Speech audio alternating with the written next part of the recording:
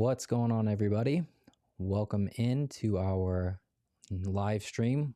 Today, what we're going to be talking about is a few mods that can potentially save you money.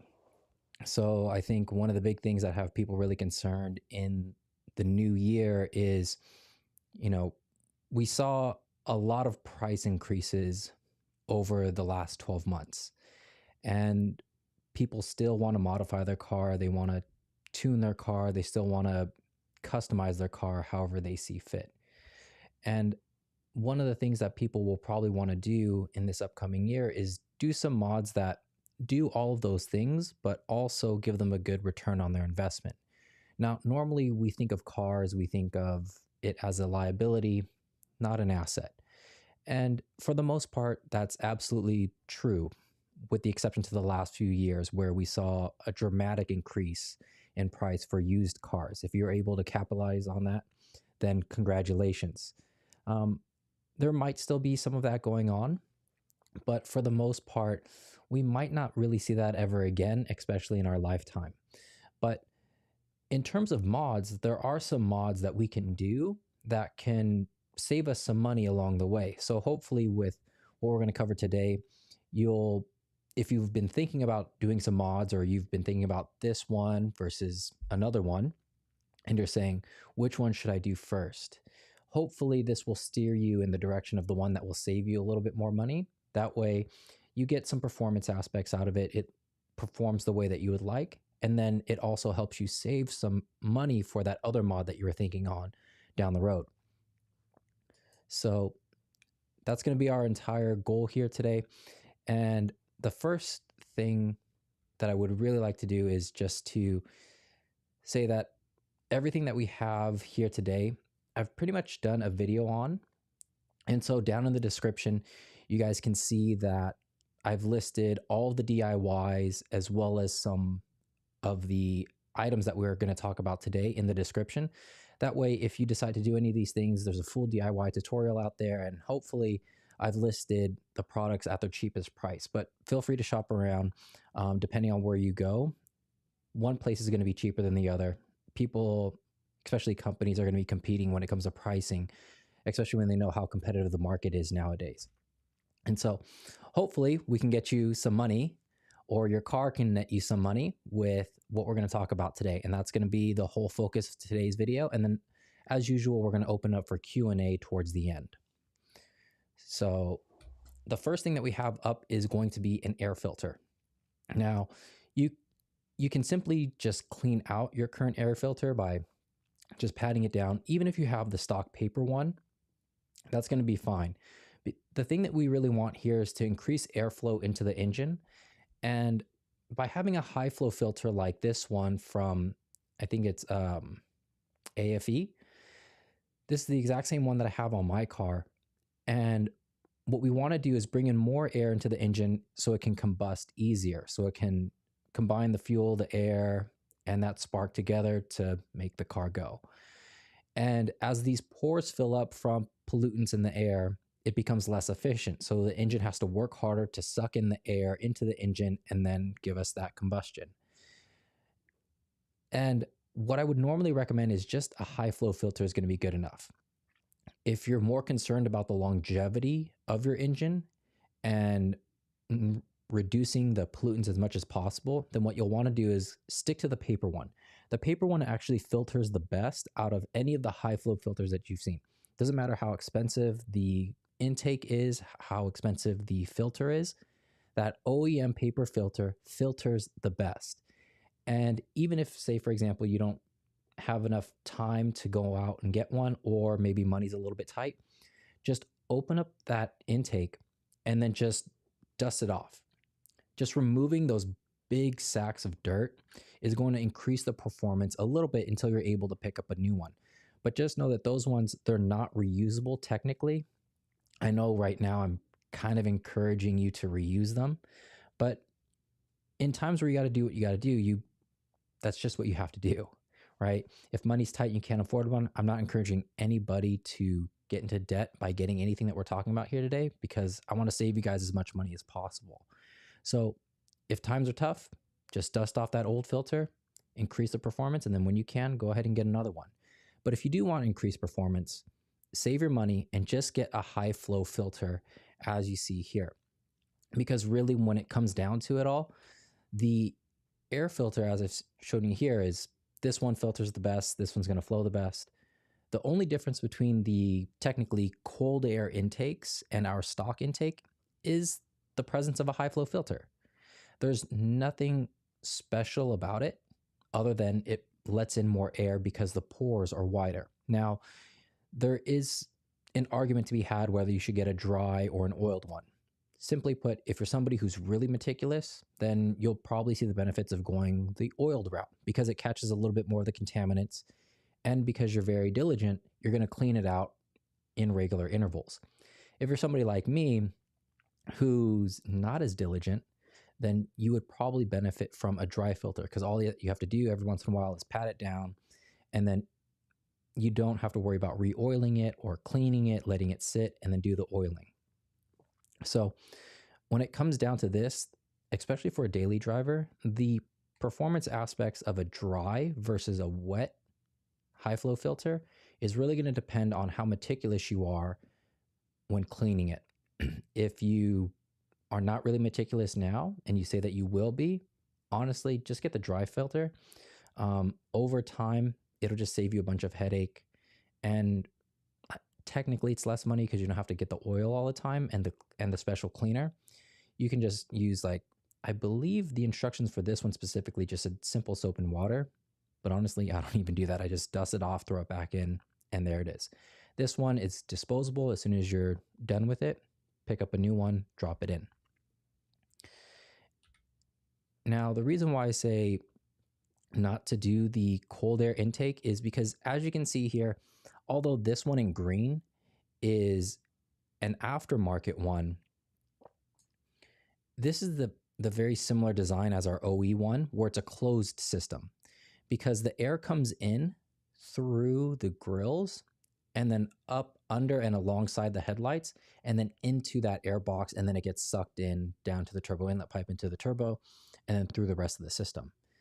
The reason why it's best if it's closed is because we're actually pulling in air from the outside environment.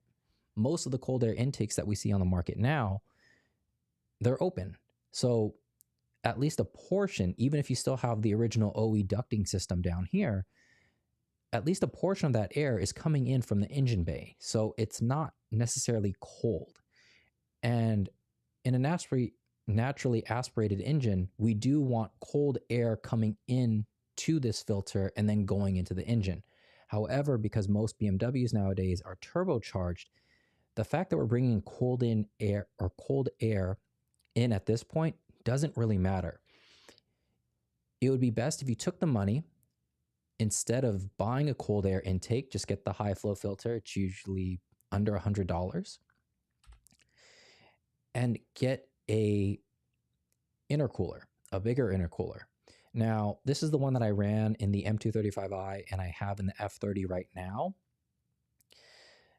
And it performs well. I think as far as bang for the buck, VRSF, their middle of the road intercooler is the best that you're going to get.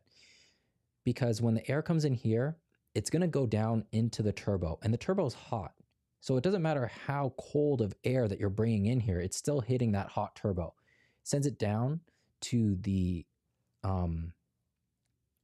boost pipe, and then the intercooler is what cools the air before it gets into the engine. So honestly, unless you really want to hear that engine spool, or the turbo spool, sorry, there's no point in getting a cold air intake. Now, I think there are some other channels out there that have done tests as far as the Eventuri intakes, but that's like over $1,000. And the performance aspect that you get out of it, unless you really like the look and the sound and you have that disposable income, I would not recommend getting it. Especially in this video, right? Our whole goal for this video is to save as much money as possible. And so the recommendation I would go with, and the one that I personally went with as far as performance, is getting a high flow filter up here using the original intake hardware. And then of course I got the MST turbo inlet pipe because the original one being so close to the turbo and it being plastic, it cracks and it breaks. So you could always, if you already have an intercooler, take the money that you would have spent on a cold air intake, cold air, and get the MST turbo inlet pipe. It's probably one of the easiest ones to install because it comes in segments. When you're getting down there, especially in the N55, you're going to want it broken up. You don't want one long piece because it's hard to navigate and actually line up with the turbo to get it on. And I would say the N20 is the same thing. Of course, you have a little bit more room there, but it's nice when it's broken up in segments. And then that hose clamp with the silicone on the metal coupler, it holds on really well. I've had no issues with it. And in both engines, the press fitting, it's on there pretty tight. And because this is a relatively low pressure system through to the turbo, there shouldn't be any concerns of it backing out. And in both cases on the N20 and the N55, no issues whatsoever. So don't do a cold air intake, just get a high flow filter, get your turbo inlet pipe, and do an intercooler. And of course, the charge pipe leading up to the engine. That's where you're going to get the most bang for your buck. And if you can moderate your driving habit, say for instance, you just want to get up to cruising speed on the freeway and you're not going to drive more aggressively with the high flow filter, then this will actually save you money. But generally speaking, it's just going to be able to ramp up power in the car faster. So if you're able to control the urge to go faster because you have the capabilities to, then this will save you money, and it will definitely save you money versus getting a cold air intake. Now, the second thing that we have up here is tires. And this is one that I've got roasted on pretty hard as of late, especially with the lug stud conversion kit, because I was running on wires basically. And the reason for that was, honestly, I was in the middle of filming when I realized that I had it, and I wasn't going to wait to get new tires to redo the shoot. It's just, okay, I won't drive the car until I have new tires, but I'm not going to reshoot everything and take a few hours more out of my next day when I already have the footage. But when it comes to tires, the things that you really want to be concerned with is making sure that you have the appropriate size for your car, that you have enough pressure in them, and what compound are you using. Compound, I'm referring to in a general aspect. So winter versus summer tires or all season, something to that extent. Now, I live here in California where we don't really have snow, so I can run summer tires or all season tires all year round and not really see that big of a drop in performance, especially because we don't have snow and we hardly have rain except for probably over the last month. And then, of course, if you don't have the appropriate amount of pressure in your tires, you can see a decrease in your gas mileage as well as the longevity of your tires. So making sure that you stick to the OE spec or the recommended spec if you go up or down in wheel size and width and all of that. The other thing too is that when you change your tire size, if the compound is sticky enough, you don't need necessarily a wider tire. And of course, we're still sticking to a daily driver perspective. If you're not really hauling it, and if your compound can grab, you can size down in tires so long as your rim can support it. And by that, you're going to save a little bit of weight, you're going to save a little bit of drag, and that's how you can save some money with your tires. For me specifically, right now I'm comparing the all-season 4s, the Michelins, with the 4Ss. And I've run the 4Ss probably since I had my E36 M3, like 2014. And I absolutely fell in love with them and never really went back. The reason why I went to them was because I got sticker shocked at the time. I was just in college, so I wasn't making a lot of money. And at the time I got like a good deal on like some hand cooks. And there's this turn that I would take to go up to campus. And I remember I just got those hand cooks in and I slipped. It was dry. I'm talking like summer weather, just dry. And I slipped. So I lost grip on brand new hand cooks. Never went back to hand cooks after that. And maybe their compound has gotten better since then. I'm just not willing to go back to them. I'm willing to pay the premium price for tires because of how crucial they are to the entire system. But with that being said, I recently saw a review on the Tire Review channel, and they were saying that the all season 4s are about 80% of the 4Ss in the dry, but then can be about 20% better if the temperature drops enough and it's wet out. And then, of course, in snow, it's going to grab a little bit better. But I was thinking, for that extra 80% of grip on the 4Ss, I don't push my car all that hard in the environments that I'm in. And on top of that, the all season 4s are going to last longer. And on top of that, it would give me better wet traction, which I kind of wanted to test out because I knew that it was going to rain a little bit more this year. So I did want to test out the 4Ss against the all season 4s when I saw that review.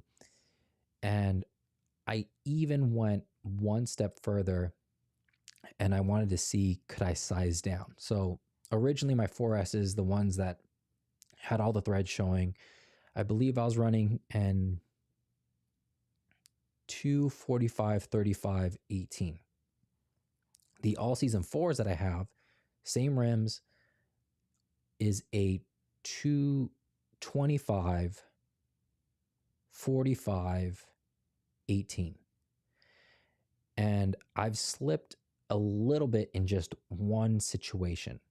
And so I'm very happy with the performance of the all season 4s. And they're much cheaper than the 4S as well. So they're going to last longer and they're cheaper. And so I'm very happy about that. But if I were to do it all again, I would probably size up one and go to 35, 45, or 35, and then go from there. Having just that extra bit of width on the back end, I think would have prevented that slipping. And it could have been that there was some gravel in that area. That area is not really well kept. And I go there pretty frequently, and I haven't had an issue since that one time. And since it's been raining here, I'm sure some people have seen like the flooding memes in San Francisco. I live on the other side. So I don't have to deal with that, but there is some general flooding in my area, and these have held up just fine. I haven't hydroplaned, haven't, drifted off to the side or anything like that. These have held up very well for the weather that we've had. So I'm probably going to stick to the all season 4s, especially if pricing is going to be like $100 cheaper overall for a set of 4. So I think it was like $150 less than the 4Ss in the same size range. And it's going to last longer. So I think that this is a really good value for people who are looking to get tires right about now. And if you go to like Discount Tires, America's Tire, they're always running sales. One of the hacks that I normally do is I'll get their credit card, put it all on their credit card, but I'll also time it with the Michelin coupon. So I think Michelin gives like $150 off on their coupon. And then if you do it through the Discount Tire credit card, you get like 6 months interest free, but I think they give you like 10% off or something like that. Something to that extent. They give you that amount off by using the card. So you get 150 plus 10% of whatever your purchase is, and then you get 6 months to pay it off. So you get to build your credit while saving money as well. And I do encourage you, try to pay it off in 5 months just so that you have that extra bit of room there, but definitely pay it off within that special interest.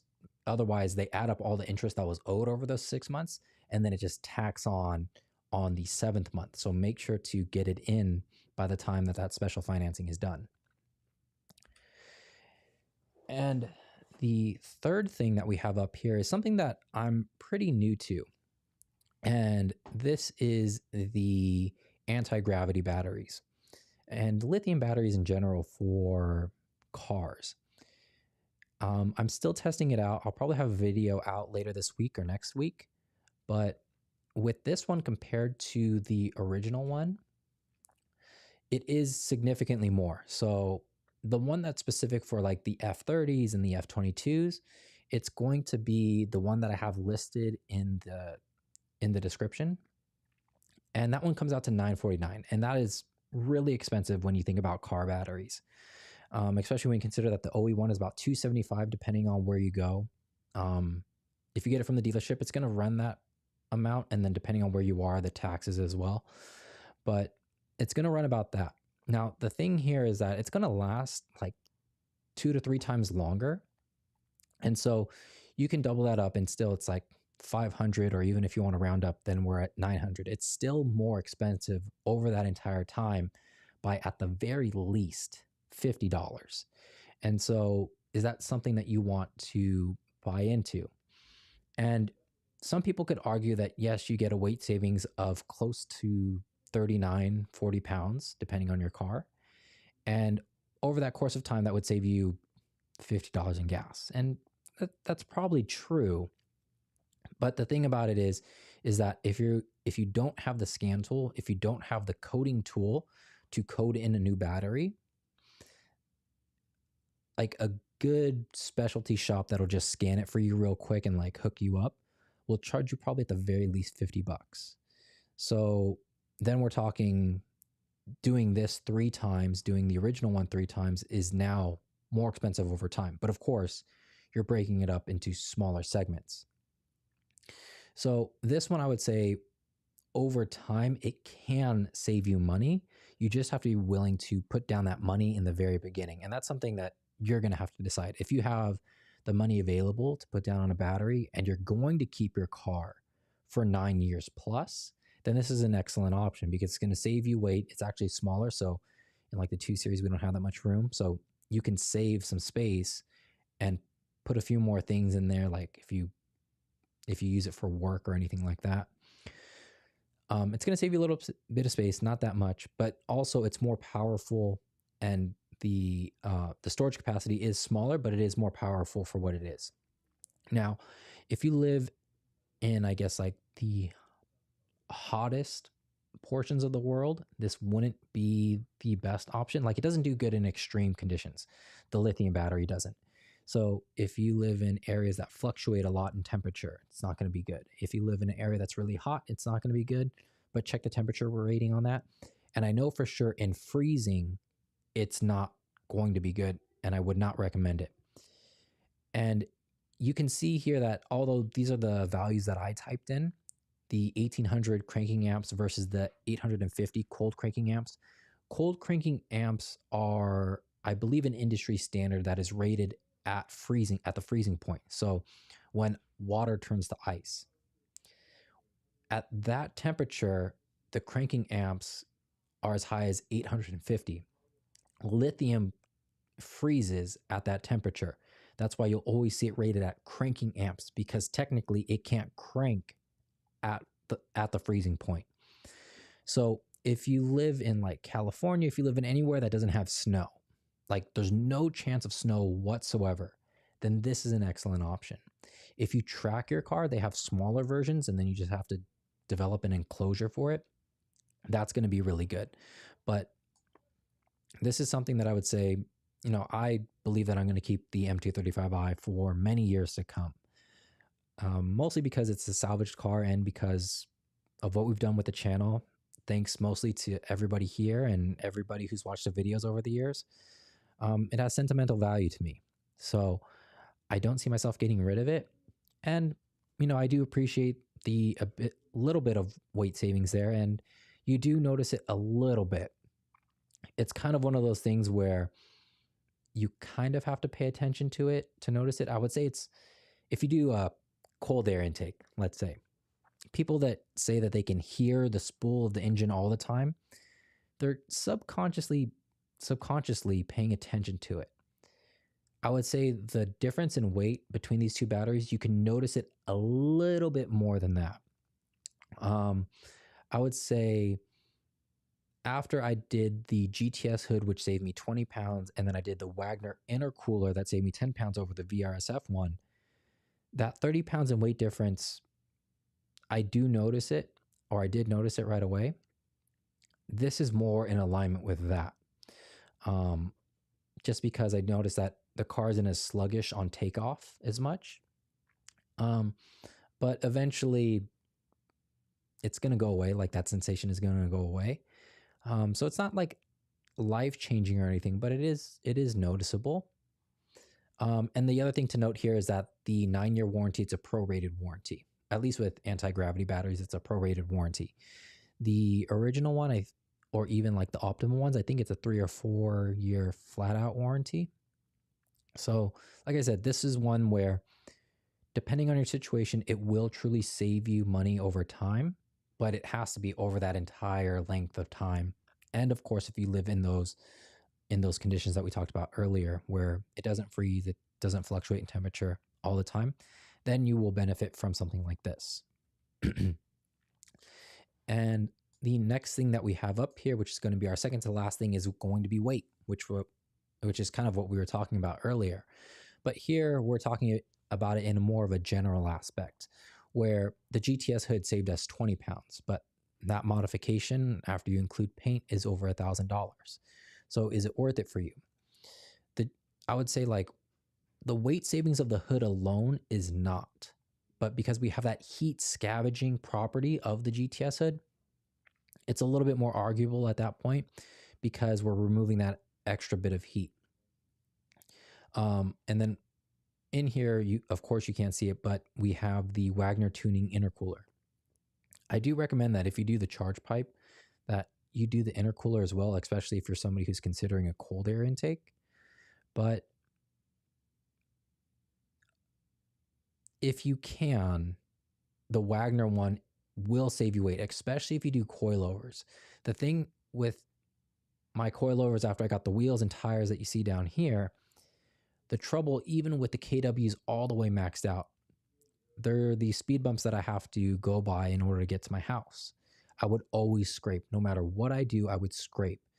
And then that's when I finally said, you know what, I'll bite the bullet and I'll drop weight right in the front. So I did the GTS hood. I did the intercooler. And when I did just the hood, I believe, actually, I'm not sure which one I did first. Whichever one I did first, I noticed that if I positioned the car just right, I could get over the speed bump. And then when I did the other one, then I could clear it even straight on. But of course, I have to go at a pretty low rate of speed in order to clear it. But it's not something that I try to do all the time, especially when I have passengers in the car or I have all of my gear in the car with me. It weighs down the car. But I can take that speed bump head on. So if you're going to lower your car and speed bumps are an issue, then I would say lower the weight of your car overall first. That way you'll have no issues with those speed bumps, especially if you get the KWs. But make sure that you drop that weight first. It'll save you some weight over time, especially if you're saving for coilovers because they're expensive. It's going to take you a little bit of time to save for it. If something like this is already a concern monetarily, then coilovers will be somewhat of an issue as well. But if you save for it, I mean, it's easy to save for within a year. But I think if you're going for like true weight savings, what you'll see the most improvement is the free mod, which is, as you guys can see down here, this is my trunk and it's empty. Unless I'm bringing stuff to and from work, my trunk is always empty. And this is what's going to save you the most weight, is not lugging around unnecessary weight. Of course, keep all the things that you need to be safe. So emergency roadside kit and all that stuff, which is underneath the floor mat over here. But as much as I can, I don't carry around extra weight. And then if you want to spend money on something to save weight, do it on something that's going to be rotational weight. So your wheels, your tires, that kind of stuff. So if you're thinking of, if you need to buy new tires right now and that discount is available to you and you have some extra money for wheels, buy some wheels that are going to save you some weight. And even if it's as small as like 4 to 5 pounds per corner, that is noticeable. So the Oddhons that I have on the car right now, when I first put them on, even though that they were wider than the OE ones, I could definitely tell that there was a difference as far as being able to take off and brake and all of those things. And that's because you will feel the impact of rotational mass much more than the sprung weight, which is what is supported by the suspension essentially. So out of all of these, what I would recommend and this is just me, is if you can find a used Wagner intercooler, do that with your charge pipe, because I still believe that the charge pipe is one of the first things that you should do first. And then if you're going to buy your tires, then go ahead and get wheels that are going to save you weight as well. And then if you plan to do coilovers, take the money that you would have spent on the coilovers, especially if you have to deal with the speed bumps, spend it on some weight savings mods like the GTS hood first, so that you can clear those speed bumps when you get your coilovers on. And then of course, always try to reduce the weight as much as possible. And this mod is free. So hopefully all of these things save you a little bit of money, but the biggest thing that I think will save you money more than anything that we've talked about, other than emptying your trunk, because that one's absolutely free, is the maintenance. So making sure that your oil changes are done on time. And I know that, again, another one that I got burned on is saying that you should do it every 5 to 10. That's like what the manufacturer says. You could do it before that. You could do it within that range. It's completely up to you. It's your car. It's whatever you want to do. But just going off of what the manufacturer says, 5 to 10. Same thing. That's what Lick and Wally says, 5 to 10. Again, you don't have to follow that. It's your car. It's completely up to you what you want to do. But doing the oil changes, changing out the filters, doing your coolant flush if you're at that 70,000 interval mark, doing your brakes, changing the fluid on the brakes, your ignition coils, your spark plugs, doing all of those things will save you money more than anything that we've talked about here today, because this is what's going to keep your car running healthy. It's what's going to keep the air to fuel ratio good. It's what's going to make sure that all the internals are flowing well, and that you're stopping properly, and that in adverse conditions, your brake fluid is going to perform well and give you that stopping power, and that your coolant is going to be able to cool down the system. All of this stuff here, with the exception to the charge pipe, is what you should do first. If you're somebody who's looking to save as much money as possible and you haven't done all of this stuff yet and you're due, this is what you want to do first. And yes, I know it's boring, but I would rather have a boring car that runs than a fantastic looking car with all the mods on it that doesn't run or runs poorly. So just having a car that you can drive is the best way to save money. And that's honestly what I would recommend more than anything else that we covered here today. But with that, hopefully that just gives people some ideas on how to save some money or get some mods that can save them money in the new year. And then it can propel you to the mod that you really want later on down the line. And again, by no means do you guys have to buy anything. I'm not encouraging anything, just trying to help people save money as much as possible. But if you're about to do the jobs, the full DIY videos are down in the description. So now we'll open it up to Q&A. And let's see what we have here.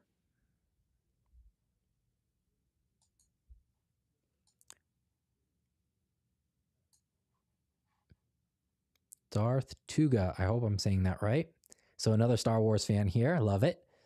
Hey Fritz, your videos have helped me out a lot with my F135, really? Wow, I'm happy to hear that. And wow, 135, I didn't know that a lot of the things that we covered here so far actually went to that chassis. I really wanted a 1 series before I ended up with the 2, but I'm happy to hear that as well. I mean, I guess now that I'm familiar with some of the things, I guess with the 135, maybe I can go shopping for one. I don't know if I'll do that just yet. I don't know if I'm really in the market for another car just yet, but your comment has enticed me just a little bit now. And you're very welcome. Oh, it sounds like you got a good deal. Your car, when you got it, came with the Android head unit and performance mods too. Do you mind me asking, if you can, what did it come with? And then how much did you pay for it? Just so that people have an idea of like what the market is right now for a car of that year with that spec sheet. just so that people who are looking to get into that platform, maybe they can know. The Cregan, I think you were our MVP last week. How's it going, man? And I'm happy to see that we both agree on the intake, that you think that you also think that a proper one is one that's closed. And after last week, I would be very skeptical to disagree with you on your technical expertise. So I'm glad that we agree on this one. V Pravin, how's it going? La Flame. First mod for your future M235i. If they haven't done the charge pipes already, which I would be surprised because the car's been in circulation for a while now, I would say like a cheap way to increase performance is what we talked about earlier, is that air filter and the scoop in the front. I think you get both for like less than 120. Like that's an easy way to go. If you don't have the bigger screen, honestly, go with an Android screen. That's going to increase your daily living in that car so much. I would say I haven't appreciated a mod, maybe other than the suspension, more than that bigger screen. Especially when you're going into areas that you don't know, having that wider screen with the navigation is super helpful, because that smaller screen, you can't get navigation unless you do like that box. But even then, that box is about the same price as an Android screen. So you're paying about the same price to have an maps on a smaller screen. Just get the bigger Android screen, and when you pull up your GPS, it'll be really good. And if you see my older video, your Android screen that you get today should perform much better than mine back then. So I think I said back then it takes like 5 minutes to start up. It takes like 20 seconds now. Some people have sent me videos on Instagram of their startups.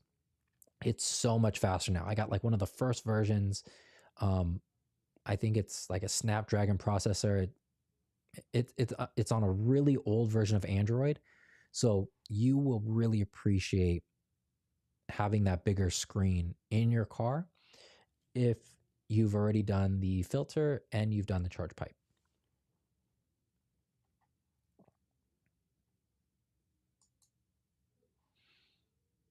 Cregan coming in with tire recommendations. A semi-slick for a good price. You're running the Zestino Grudge 07 RSs. I actually haven't heard of that one. But you said that you track your car, right? So maybe it's also because we're shopping for different brands because of how we use the car.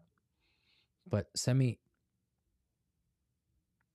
guys, if like I said, the Cregan has really good technical information. So if he says something, I trust it. Eduardo, hello.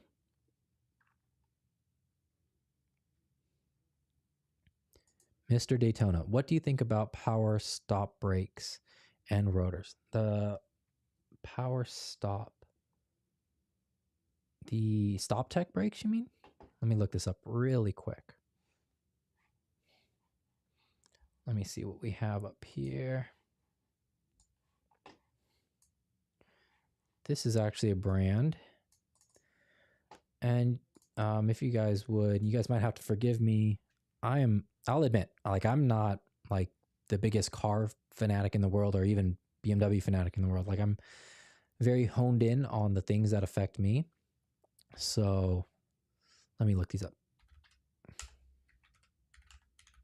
Power stop brakes. Okay. I do not know of this brand, and let me bring you guys over here with me too. So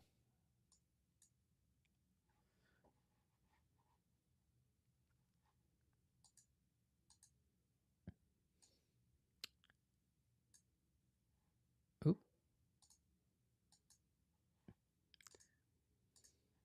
Okay. So is this what you're talking about right here? If it is, I don't have familiarity with this brand specifically, but the ones that I normally run in the car, actually, I don't know what I'm running in the car right now. It's still the ones that I got when I first bought the car, but I run EBCs normally, and I've had a good experience with them overall. So once these brakes are up, that's probably what I'll go to. Like another big brand is like Stop Tech, and I think like if you're tracking your car, you'll see some benefits out of it. I think one of the misconceptions when it comes to like big brake kits is that it'll stop shorter. To like a certain extent, like that's true, kind of. But what it's really going, or what you'll really see the benefit of, is that repeatability of the braking. So as the brake pads and the rotors, as it all heats up, your stopping distance increases. But because you have that increased surface area and because of the design with the fins, it cools off faster. So you'll be able to get more, I guess, repeatable and predictable braking with a big brake kit. But for a daily driver, unless you really have that disposable income, I would say you don't really need it. Just get a good set of pads and rotors and you'll be perfectly fine. Plus, you don't have to overhaul the entire system as well. But I will admit, the M2 ceramic brakes, doing a retrofit, to me sounds like just interesting and like it would be fun to do. It's not something that would be like, oh, I'm doing this because it's going to increase the performance because I don't track my car. It's just something like the carbon fiber strut brace that I think would be fun to do. Hello, John.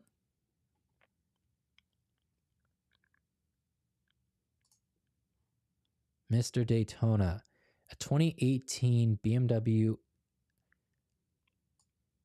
Oh, here we go. John, and then here we go.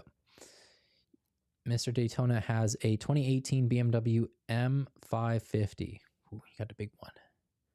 Okay. Wow. Yeah, I don't know much about the 5 Series, but the 5 Series, I know that it goes up higher, like the trim levels. Like the 2s, 3s, and the 4s, I think only go up to like a 40 Series, but like the 5 Series, it goes up to like the 50s, same thing with the 7s. So you do have more power there, but it is a whole lot more car to handle. So I can't speak too much on it. I just know that the chassis increases in size as the numbers go up, but also you're packing much more heat in there as well. So, I mean, I hope that some of the stuff that I share on the channel is relatable to you. Yeah, even on a bigger chassis, I would think just having good rotors, good pads are going to be it for you. That's a general consensus all the way around. You don't necessarily need a big brake kit. If you can find those EBC brakes on sale, then that's a good deal. And what I would recommend, this is how I normally get them, and I don't know why it's like this, but I guess this is in line with our money saving tips and hacks here. The EBC brakes, you can go anywhere like on ECS or wherever, get the part number of the brakes that are for your car. Jump on Amazon and type in like EBC brakes and that part number, and for some reason that always comes up cheaper than buying it from like a name brand place or whatever. Buy it on Amazon with that exact part number and it's like always cheaper. So I hope that helps.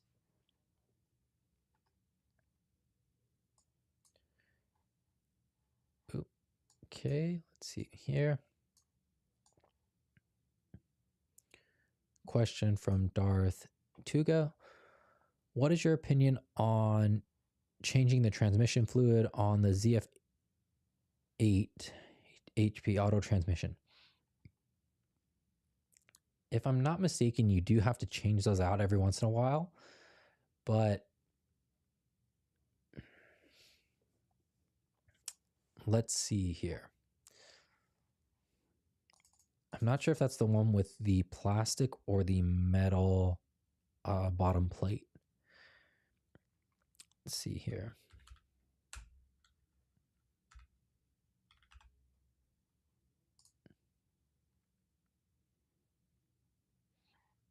Okay. So let's bring you over here. So this is, I think, what you're asking about.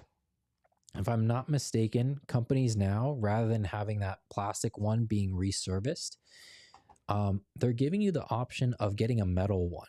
And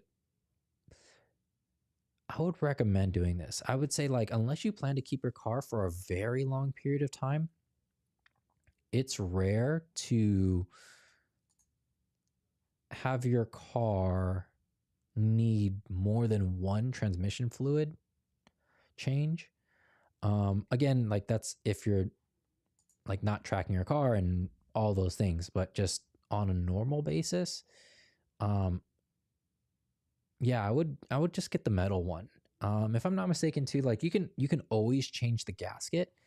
Um, Now, if you do plan to sell your car, of course, it's going to be cheaper just to get the plastic one, do the job, and then just sell it as like brand new, you know, pan, fluid just changed, and all that good stuff. But um, if you're going to keep it, I recommend getting rid as much plastic as possible, and upgrading to a metal one. It'll be more resistant. Like if anything happens, you like inclement weather, there's debris on the roadway, like anything could go wrong, right? And with that, I would recommend getting a metal one versus the plastic one.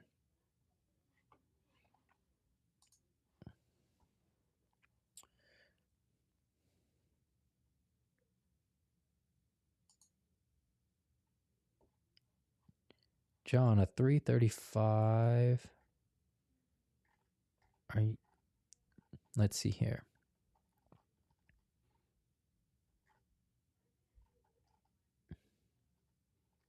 Oh, John, you're telling me you have a 335. Okay, I got it. I thought I was going back and trying to reference something.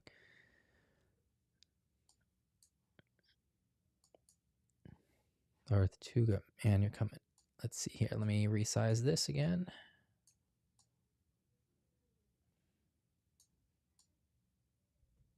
Ooh.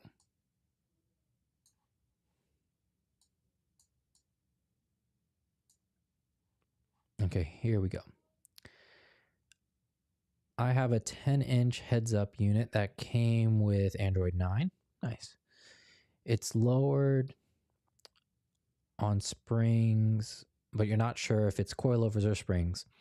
Has a charge pipe. Nice. Very good. Pretty sure it's been remapped if it's done. 57 for 15K. I have to do the conversion on that, but I think pounds and dollars are they're not like that far off. So that's not bad if you picked it up recently, because I picked up mine and mine was a salvage title.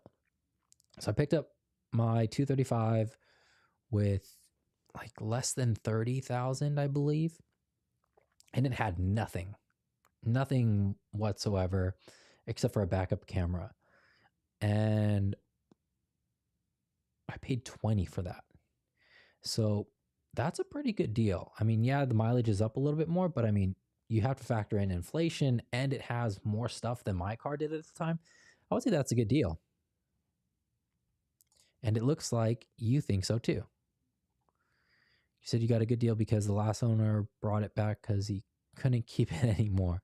Growing a family, bought it from the dealer. Okay, right on.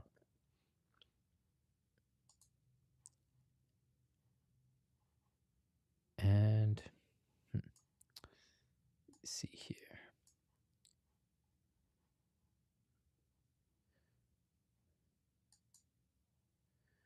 Okay, and you're saying that you have a 2014 plate. 24. Mine's a 2015. So yeah, that's a good deal. It's a very good deal. Thanks for sharing that. Brian asking about the high pressure fuel pump. I have not upgraded mine. And so I can't speak to that per se. But if I were to go with one, I think like, actually, I don't know. I'd have to shop for it. But I think there's like a few that are like compatible with like the BM3 remappable tune. So I would look for something like that. But yeah, I haven't done that yet. I think Keys is selling one. So generally anything that Keys sells is a pretty good product. And even if it isn't, he usually makes a video later on down the line saying like, hey, this is what I got, this didn't work and stuff like that. So he's a good source to reference. Okay, Darth Tuga coming out with more information about the car. So red leather interior, and it had carbon aftermarket interior trim. Dude, that's fancy. I had to get my own carbon fiber trim. You got a killer deal. That is a deal. Okay, so let's do this. So you got a 2014. Let's see here. Okay, and it's an 8-speed automatic transmission, which is usually more than automatic. Okay, so you got a 2014 F20 135i. It had a 10-inch head unit in there. It had lowering springs or coilovers, you're not sure, but still, like that's anywhere from $1,000 to $3,000. You had the charge pipe done, and you had aftermarket carbon fiber interior with 57,000 miles for like 15.5 pounds.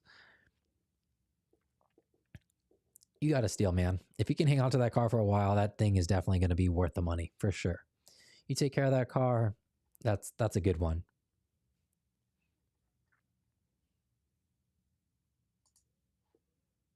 All right, Mr. Daytona. Ooh, let me reference this one more time.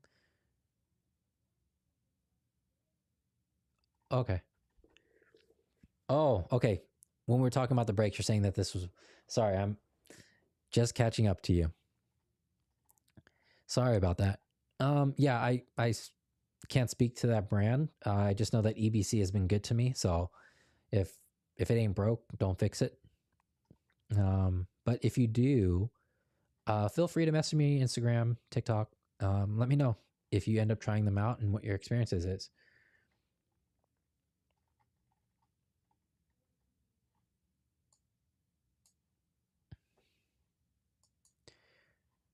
Darth Tuga talking about the i4. So you drove the i4 M50 last year, and your 135 is almost as quick. Okay, I can see that. That i4, it's like meant to be like their entry level to electric cars, right? But even then, like BMW is not known for it. As far as what I've seen, the only good electric car manufacturer right now is Tesla. I think other companies are like years and years behind as far as R&D and like when things are going to be ready, compared to Tesla. So I would say if you really want an electric car, like right now, Tesla's the one that you really want. Other than that, I would say like save your money, buy a used regular car, and then wait for the other companies to catch up to Tesla if you don't like something in particular about it. For me specifically, the turning radius on Teslas are terrible.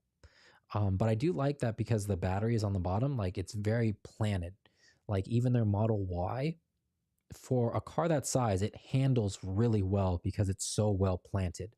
So if there's something like that you don't like about Teslas, I would just say, and you really want an electric car because you want to be green, honestly, the best way to be green is to buy a used car versus buying a new car, because, you know, all of the dirty pollution is mostly done in the car making process. So if you buy a used car, service it for a few more, or have it service you for a few more years until any one of these other car manufacturers comes up to what you want and in comparable relation to Tesla, then get an electric car. Otherwise, honestly, Tesla's like the only one in the game.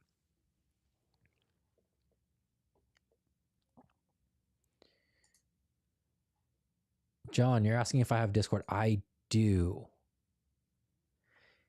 Try looking me up on VroomTuber. I do have one. I'm just not that active on it. I am in like this group chat for like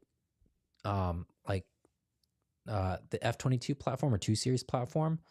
I drop in there every once in a while, and usually this is what I use for like polls. I was trying to get a deal done with Apex, and that does remind me I do need to email them back. I was trying to get a deal, like a group buy going for the 2 Series community, and I pulled with my Discord thing. So just tried looking me up on VroomTuber. I can't guarantee it though. I hardly use it. I forgot. I think I opened it for that group or something like that. Okay, Jim.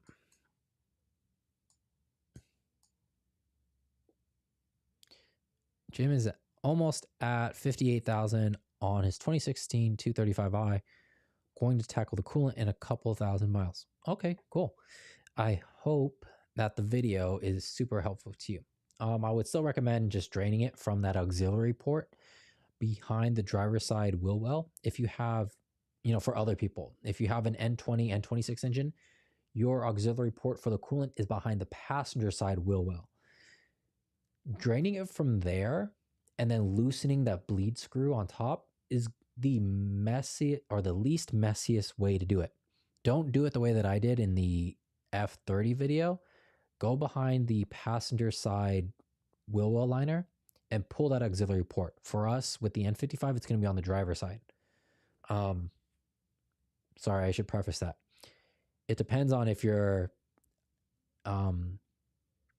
where you live. So if you are like in the driver's seat of your car, for the N55, it's going to be on the left side. And then if you're in the driver's seat on the N20 and 26, it's going to be on the right side. So just go behind the wheel well and pull it from that port. It's going to be able to drain most of the coolant because it's so low in the system. But more importantly than that, it's going to make the least amount of mess overall. I would not recommend pulling it from the water pump until you've done that. So if you want, you can still pull from the water pump, but pull it from that auxiliary port first. Get most of it out. That way, whatever dribbles out of the water pump is going to be very minimal, and it's going to spread a lot less.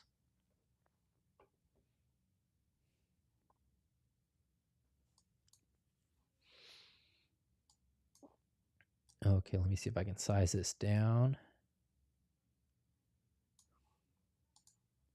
Let me see. I don't need to be this big on here. How do I size myself down? Oh, there we go. Here we go. The questions are more important. 1 second. Thank you, everybody, for your patience. Okay. Last week, you were on as JW Beer and asked about Kosan. I had mad drama with them trying to install the PMP 10.25 inching. So far, rock solid and wireless Bluetooth. Okay. Mad drama, like in a good or a bad way, and then well, I'm glad that it's working out for you. My experience was pretty good. I didn't really need that much of their customer service. I guess it could have been because I was one of the first people to make a video for them, so their customer service was a lot kinder to me because I was one of the first to market their product. But I am interested in like your customer service experience with them. So I just want to know if I'm interpreting it correctly, like the mad drama that you're referencing is a good or a bad thing. But in either regard, I'm happy to see that it's working out for you right now. Dartuga, you are our MVP this week, it seems like. I was looking at Cat N non-starter M135i. The engine took on water around 2019. It sold the same year for 7,500 pounds, was back on the road 2 years, and now it's non-starter again. Ooh, okay. So it seems like you dodged a bullet on that one by not getting that one and getting the one that you did get. But if it's done right, as far as like water damage, flood damage, water getting into the engine, if the damage wasn't that bad and they turned off the engine and then they drained it, you know, cleaned out the entire system, if they did all that stuff correctly, the car is still serviceable. It just seems like this one isn't. But in the case of the M235i, that's exactly what happened. It had flood damage. Apparently water got into the engine, and salvage title, all those things. But I went through a like a big dealer who deals with salvage cars. They repair them, they do like their full inspection, they replace whatever's bad, and then they sell it with a 3-month warranty. So I figured, like, hey, if the engine locked up because of flood damage, or if the electronics were bad because of flood damage, then guess what? I'll flip everything on, I'll run the car for 2 months, and it should pop up.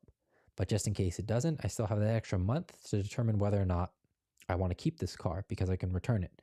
So I was fortunate enough that it seems like my car had all like this issue too.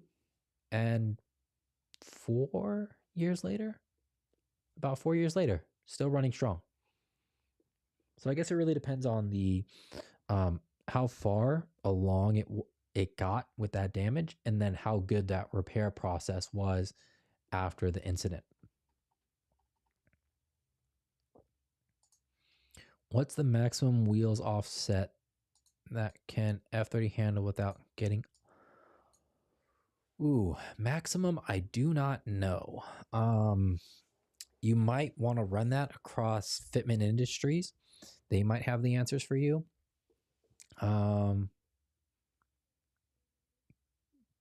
It's going to be more than the 2 Series.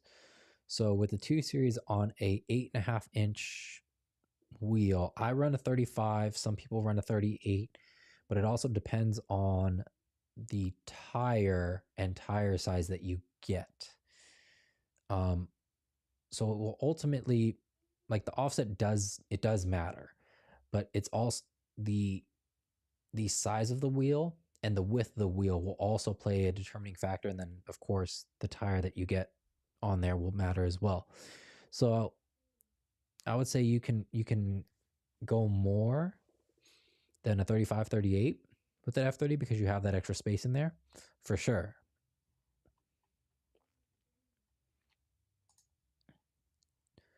Darth Tuga. So you're saying it's possibly a battery or a wiring issue, or maybe the transmission.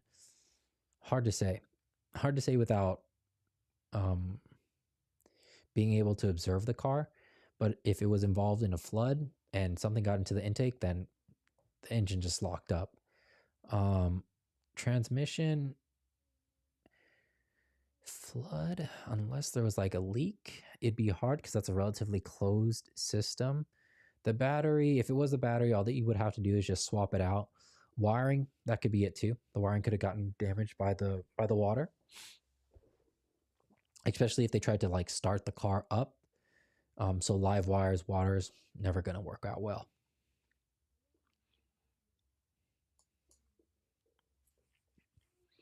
Oh, and you have exhaust work too.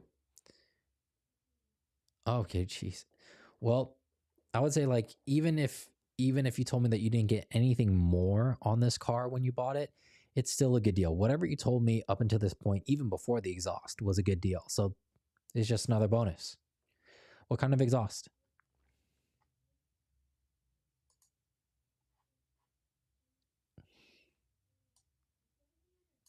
Okay. Okay, and you're still relatively new to the channel, been here for about a month. Oh, okay. Wow. Yeah. Well, you and me both. Surprised that the 135i and 235i have enough in similarity that you saw a benefit to the videos.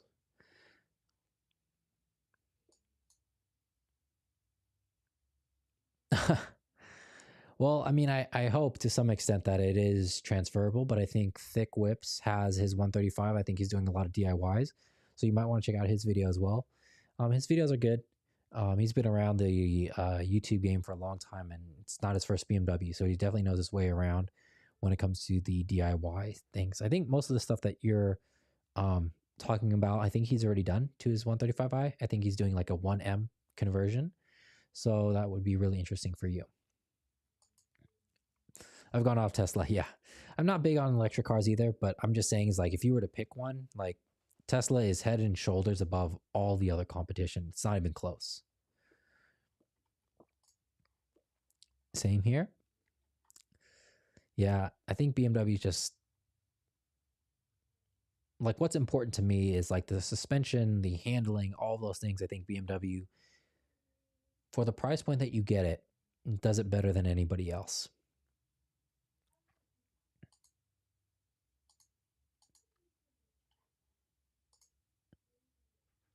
Okay, and yeah, so yeah, EVs are just like they're green in their own way, right? I guess you could say. But if you're talking about buying a how much pollution a used car produces versus a brand new EV, the used car is going to produce less because most of the harmful, I guess, processes and byproducts of a car mostly happen in its manufacturing process. So throughout a car's entire life, no matter how much gas it produces, unless it's like really not well maintained, and even if it is, it's not going to last that long, most of the damage to the environment is caused in the production of said car. So if you want to do the environment a good favor and you want EV, buy a used EV. But to tell you the truth, the way that we produce electricity isn't exactly clean either. But you know, that's a topic for a different day and outside of my realm of expertise, let's say. But it's an interesting thing to look up if you guys have time. Okay, so we're on the same ballpark there as well. Jim is saying that he's got a 2016 235i 6-speed manual transmission. Okay, so yours is newer than mine. Geez, that is... How much did you say you got the car for? 60,000... Almost 60,000 miles, right? And... Yeah, I mean, I did my coolant flush not too long ago. Man, you're gonna enjoy that car. I absolutely love mine. Mine's a year older. I think the 16's got a few more bells and whistles than the 15s. So I'm a little jealous. What color is your 235? If I had to pick a color after blue, because blue is my favorite color. Something about it's weird, but let me know what you guys think. I think the 2 and the 4 in white with like black carbon fiber, black trim, whatever, looks really, really good. For some reason, the 3s and the 5s in white with the same like trims, it doesn't look the same. I'm not sure if it's like the proportions or the sleekness of the car, but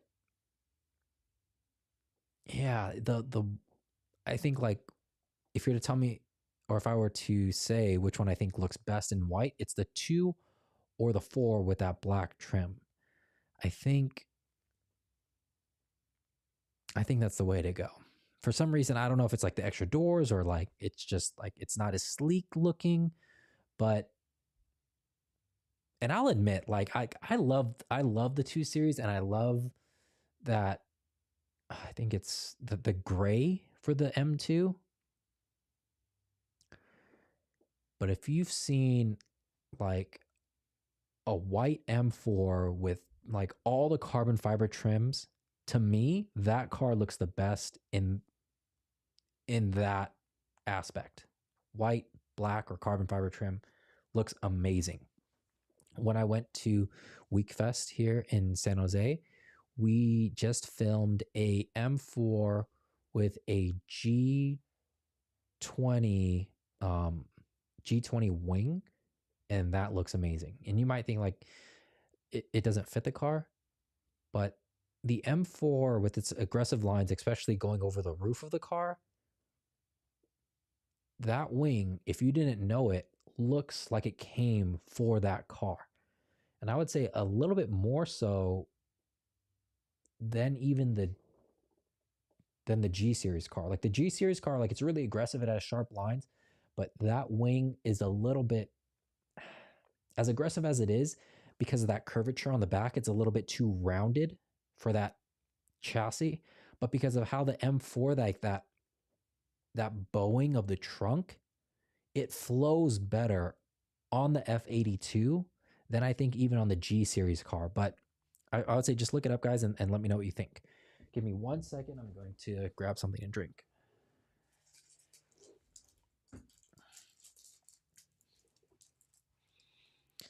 A second here. Well, let me process Mr. Latin King's question here. What's your opinion on the F36? Just bought a 2015 435i X-Drive Grand Coupe. Fell for the red interior, as Darth Tuga did, and it has the M Sport package.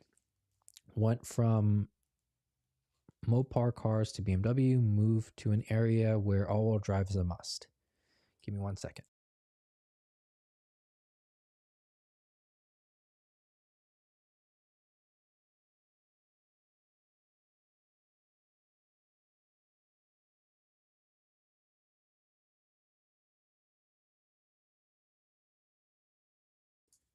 Okay. The 435. I think it's a really good car overall. You just heard me gush about it a little bit. I mean, your comment is really good timing for that. But I like that 4 Series. If I were to shop around for another car, it probably would be a 4.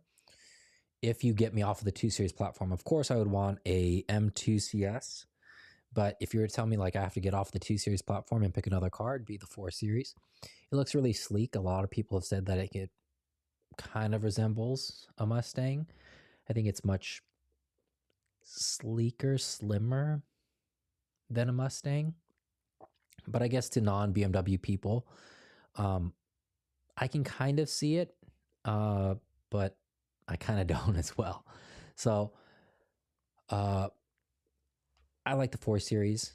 I think it's a little bit more aerodynamic. I think it's really the best. I think the 4 Series is the best blend of the 2 and the 3. Has more room than the 2. Has better placement of most things like the 3 Series. Like the trunk, like the storage capacity of the trunk and where the battery is placed. So I think the battery placement on the 2 Series is best for serviceability. But for everyday activities, having it in that little shallow corner is the best because you have most of the trunk space available to you. Even the trim, like the door handles, are better on the 3s and the 4s than the 2s. And I think even the placement of the door handle is better on the 4 Series than the 2 Series. So I absolutely love that car. I just wish the 2 Series got some of the love. The only thing that I don't like about it is that it's a little bit longer. But other than that, it's a fantastic car. And you'll enjoy it, especially since you're saying that you need that X-Drive.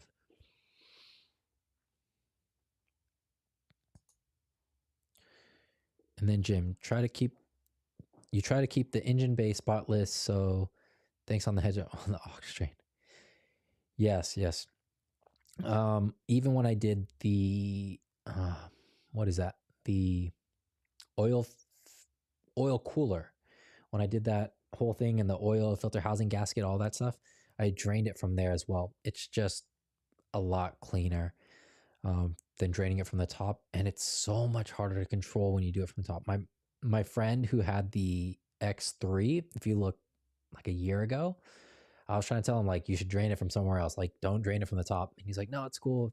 We did like a plastic bag, and it did what it's supposed to do, but after a while, like you can guide the fluid down initially, but once it gets to a certain point, it's so hard to control.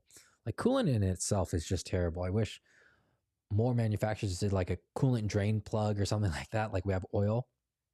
So yeah, Jim, I'm happy to help, and I hope it goes a lot cleaner than mine did.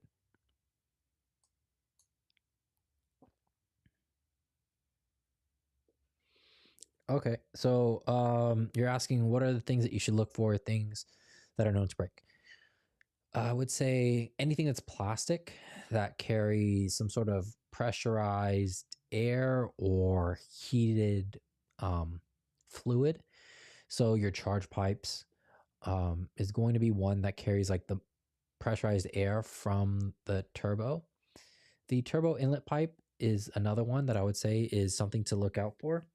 But because of how it's cramped in there, you'll probably be okay for a while. Another one is the Mickey Mouse hose flange. So if you go down in the description, you'll see where I have a video listed for the uh, coolant flush. That's the flange that I would say that you should do if you're like Jim, you're about to do your coolant flush. Do that flange as well because that thing is plastic. And while you're there, the plastic bleeder screw, you don't need to. That one's like, it's like a few dollars. So it's kind of like while you're there, just go ahead and do it.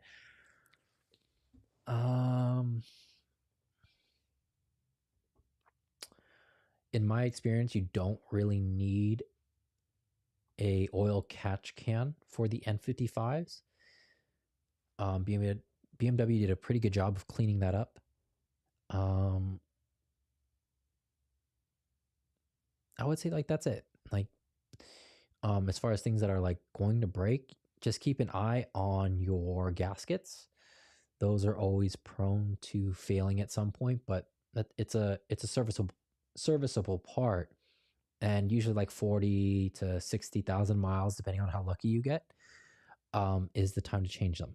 So for the most part, those gaskets that usually go bad, with the exception of the valve cover and oil pan gasket, I have a video on. Those ones, just wait for the leak to appear, and then once it does, go ahead and replace it. There's no need to do it before the leak comes, because it's not like a leak where like it just like gushes out. It's a slow leak out of that gasket, and it's not something that you'll lose oil or lose pressure to the point where the engine fails. You'll have time once you see it, like, oh, okay, let me go and buy the parts, and then you can do it yourself or take it to a shop. It's something that as soon as you see it, go ahead and get the things to replace it. But the charge pipe, the Mickey Mouse flange, the turbo inlet pipe, those are all things that could fail on you and like flip a check engine light and leave you stranded potentially, depending on which one it is. So those ones I would say just do as preventative, and then the gaskets do as they start to leak.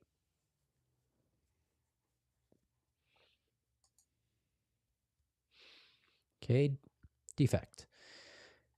Hey Fritz, I'm looking to upgrade the Koasan 10-inch screen by following your video. Any issues with flash tuning or installing Apple CarPlay with the screen and iDrive 4? No. And if I'm not mistaken, so I have an older version. I believe the ones now come with Apple CarPlay pre-installed, so it shouldn't be an issue. And yeah, I mean, you're going to get a newer one than what I have, and it should work faster and more seamlessly than the one that you've seen in the video so far. So you should be, yours should operate better than what you've seen.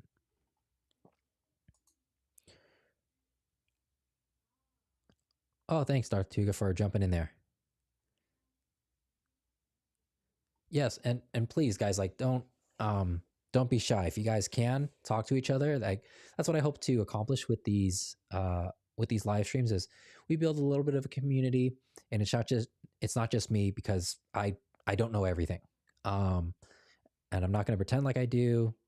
You know, I'm learning a lot of things. Like Cregan has taught me a bunch of things.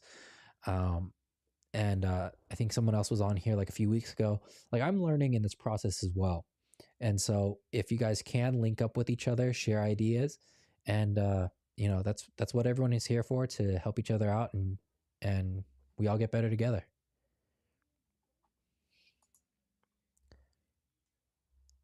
That cat, and I was looking at this, hold on. So that's a drop in almost 1,800 pounds. Is that correct? Geez, that thing went pretty fast for everything that you just told me earlier. That thing went pretty fast for everything considered.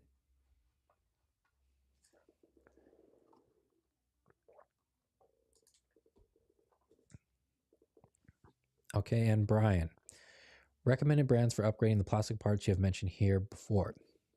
Charge pipe, intercooler, turbo intake. Okay, so charge pipe and intercooler on a budget, best bang for your buck is going to be VRSF, no questions asked. If you want to save a little bit of weight, go with a Wagner Tuning Evo 2 intercooler. And especially if you do a lot of cruising speed, that tube and fin is going to be better for cruising speeds. The bar and plate is going to be good if you do like a lot of short stop and go traffic, not like stop and go traffic, but like you do short sprints of driving. So like you go to one place, you hang out there for an hour, and then you go to another place, you hang out there for an hour, and your drives are relatively short. But as far as performance aspects, it's really, you're going to see more of it on the track. So it's really about, is the weight savings of the Wagner Tuning Evo 2 intercooler worth it for you to get? And if you can pick one up on the used market, it's going to be about the same as a brand new VRSF one. So that's what I would say. Best bang for your buck is VRSF. If you want the weight savings, go with Wagner. Other than that, I think that you could spend the money elsewhere. The turbo inlet pipe, MST. For the N55, just until somebody else makes a turbo inlet pipe that's even comparable, especially if you want to upgrade your turbo later on down the line, you just get the bigger coupler for the hybrid turbo and have it bring in that extra air to even the stock turbo in the meantime. But having it broken up into those segments is going to make the install so much easier. For the companies that do like one solid metal piece that you have to wind down into the engine bay, it's not practical unless you pull the engine. So for the N55, MST is the easiest to install. And just on that alone, it's worth the money because I want to go back to stock. For the N20, you have a little bit more wiggle room there because you have more accessibility. But I would still say the 10 millimeter nut is a little bit harder to get on the MST turbo inlet pipe, but that coupler actually spins off on the N20. So it's still easier to install that versus any other brand that I've seen. So if you're going to install it yourself, MST, it's worth the money. I know it's a bit of a premium, but it's worth the money. If you're just having somebody else like a shop install it and they're going to charge you like a standard like 2-hour rate time, I guess you could go with the cheaper brand. I did have issues with the Berger Motorsports turbo inlet pipe, but I'm pretty sure, like that was a while ago, so I'm pretty sure they remedied those issues now. I also wasn't too keen on the gaskets that they had on their turbo inlet pipe. The MST gaskets, they're pretty hefty and they won't roll off in the installation process. So that's also another big win too, is when you're installing the turbo inlet pipe, you have the two gaskets that hold it into place in the turbo. The Berger Motorsports ones, they rolled off. The MST ones, they hold into place.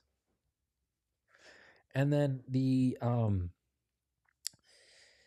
coolant Mickey Mouse flange, I would say go with ECS if you're going to do like the whole hose thing or whatever.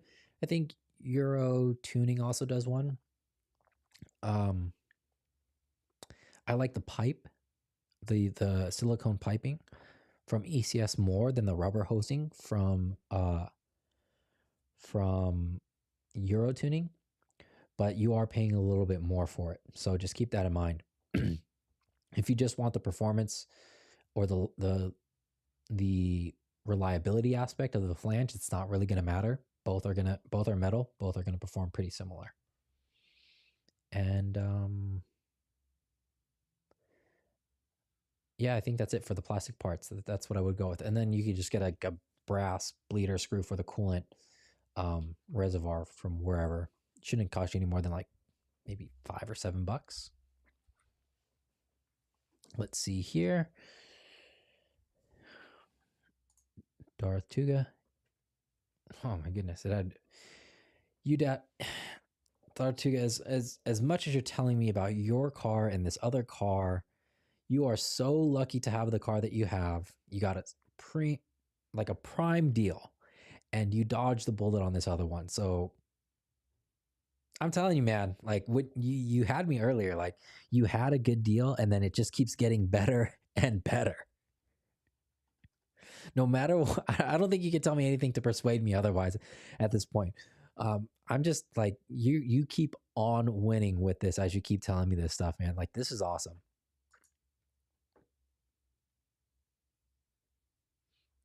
Okay, Jim, you're saying their web security was a problem. Okay. Um, I see. Okay. Yeah, that's another one where it's outside of my realm of knowledge. So, um, I mean, thank you for sharing that. I don't know. Do you think that it would have made a difference if you just bought it off of Amazon? Would that have been better potentially versus going through Croissant's direct website?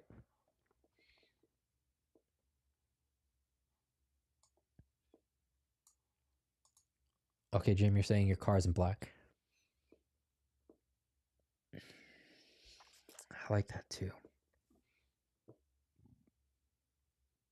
You know what though? I'll take it back. The M4, the M4 also looks good in all black, like solid blacked out. Like that to me is the Batmobile.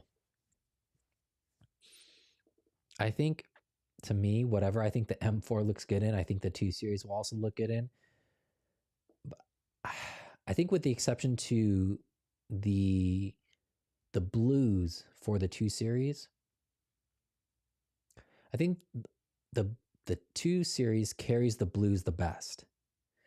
Other than that, I think white and black look best on the 4.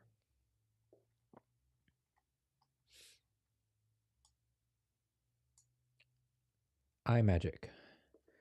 When I had my F30 and 55, your YouTube channel helped me so much. Now I bought a G20 340i and I still watch your videos.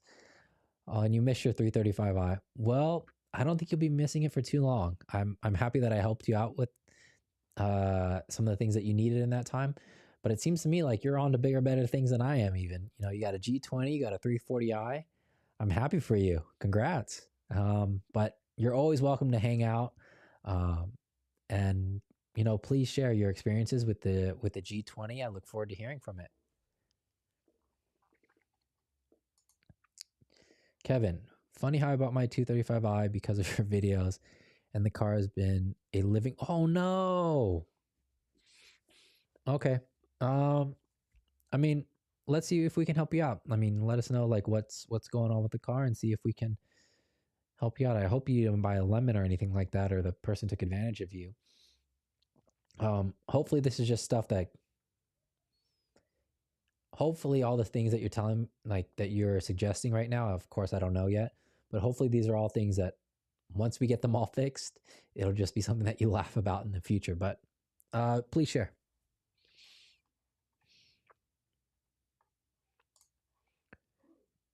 And Jim, you had your 2016 M235i 6-speed manual transmission for a year and has been rock solid, except for the iDrive screen.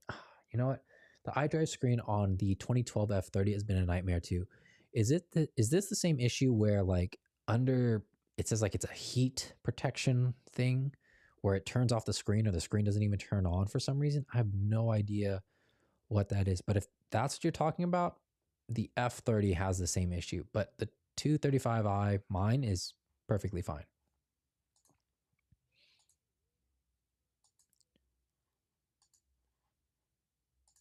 Okay, and Kevin, my car had this issue solved. Okay, so let's see what we can help. Okay, oil filter housing gasket, oil cooler gasket. We have a video up on that. That's going to be the Mossman oil thermostat. You don't have to get that thermostat. You can just use the video to help you change out the gaskets. But if you're going to do that, okay, let's see here. So 1 and 2, the first 2 things I would say do together, because you're going to have to drain the coolant to a certain aspect when you do those gaskets anyways. Just drain the coolant entirely from that auxiliary port that we mentioned earlier. And then as it's draining, you can do whatever you need to do with the gaskets, right? Go ahead, seal it back up, close everything back up. Then if you want, while the coolant level is low, then you go ahead and do your water pump and thermostat and do all of that. You should have just a little bit left there and very minimal mess. Jim and I, we were talking about it earlier, but do your coolant as well as your water pump and thermostat when you do your oil filter housing gasket, just because you're going to have to drain it anyways, and you won't have to spend money on getting extra coolant.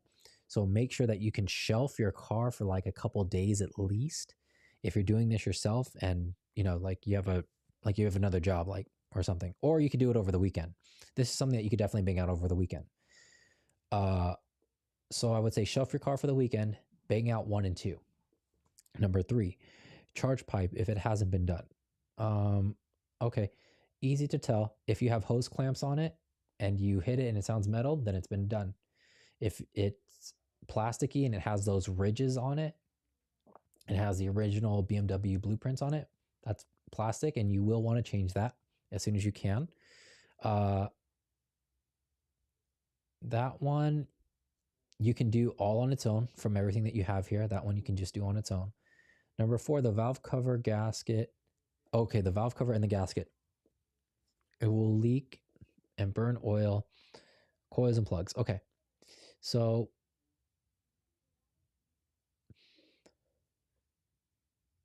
you can do, so the valve cover is one that will, you just have to be meticulous about it. It's meticulous and it's tedious, but you can do it yourself as well. If you don't have the patience for it, I would say the one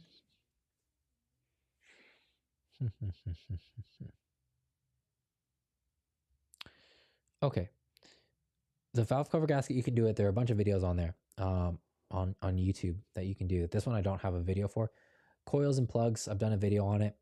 Very simple. This is probably like the easiest of them. It takes the least amount of time. Charge pipe probably takes the second longest, and then the gaskets and then the valve cover will take the longest. The valve cover doesn't take the longest because it's the most difficult. The valve cover is, you should purposely take the longest for the valve cover gasket, because you have to tighten opposite ends of the valve cover in order to ensure that gasket sits evenly. The valve cover gasket, you should purposely take the most amount of time in order to ensure that gasket sits good. But if you feel uncomfortable with that, I would say that's the only one that you really need a professional to do. But do it.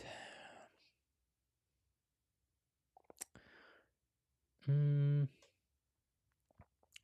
know what? You could do, if you have enough money saved, you could do the valve cover gasket first and then do everything else. That's probably the way that I would approach it, because you're not going to want to change your coils and plugs if you're leaking. That could still get into the system, depending on where the leak is. So do the valve cover first. Then you can do your plugs and coils, and then address the oil filter housing gasket and oil cooler gasket, and then your cooling system at the same time. So I hope that helps. Yeah, the valve cover gasket is the only one that I would say, like, if you don't have the patience for it, take it to a professional. Everything else you can do on your own. Okay. Yeah, valve cover gasket is a very common thing with turbocharged cars, just because of all the heat in there, and then plus it's a plastic cover. So it is a common thing that a lot of our cars do need. Okay, Mr. Latin King. Okay, you know about the flange. My friend's 335i broke at the flange in the parking lot. Oh. And had to leave the car there for a few days. Oh no, that's terrible. Yeah, I hate how BMW knows about that part too. They know about this Mickey Mouse flange breaking, and you're lucky that yours is holding up at 43,000. I think I took mine to like 60 something. So I was probably a little bit more luckier than you. But this is what upsets me. Like, the charge pipes, like, I guess, I guess it's serviceable. right? And it's easy for us to do kind of, and like if it breaks, like the car still kind of works. It just goes into limp mode.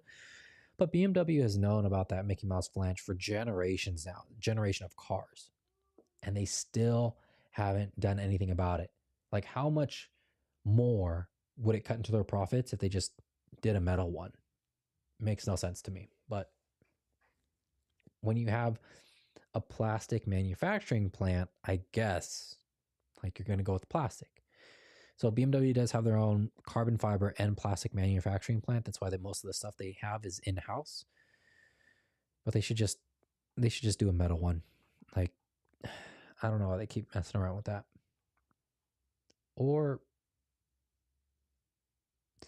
I mean, like, I don't know why they can't just design the block like that too, and then just put a hose over it.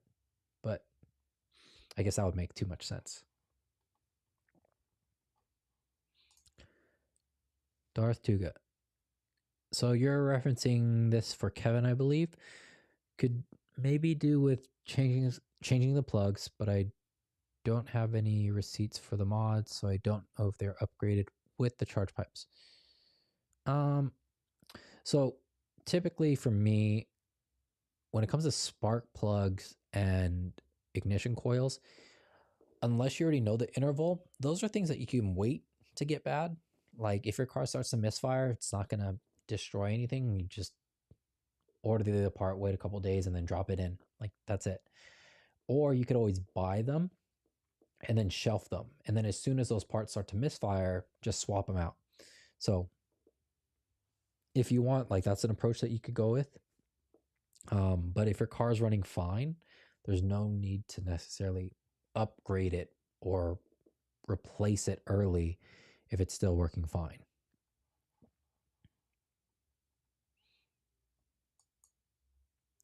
And Kevin, you were saying that your plugs and coils are a must if above 50K, especially if tuned.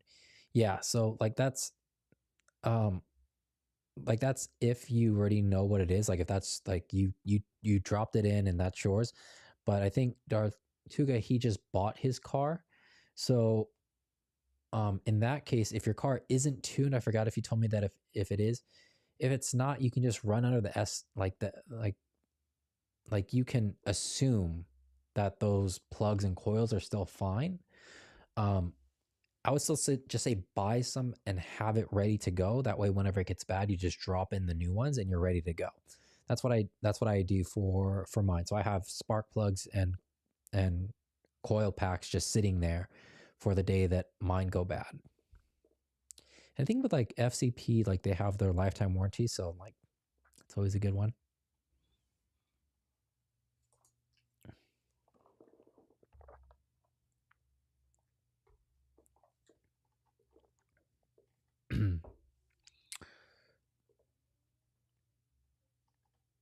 Okay.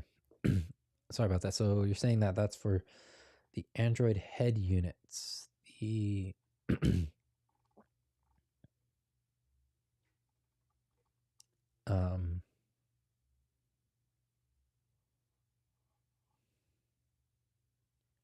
okay, so you're saying like the plugs are for the Android head unit?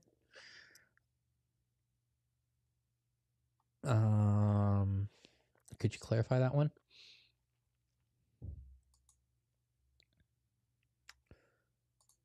Then Jim. Okay, you're referencing defect.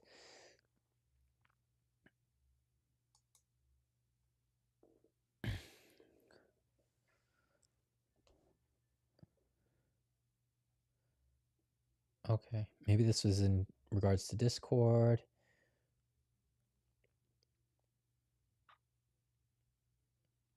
Okay, I think you guys are in a chat that I'm not able to see right now. So I'm happy that you guys are all chatting together now. So sorry if I'm out of the loop a little bit here.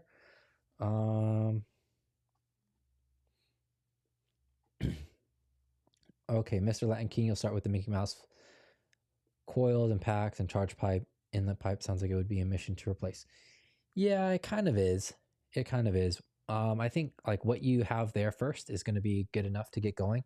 And then if your turbo inlet pipe breaks, then go ahead and replace it. That's one of the ones where I would say just wait until it goes bad, because it'll still work. You'll flip a check engine light, but the performance isn't going to be too bad.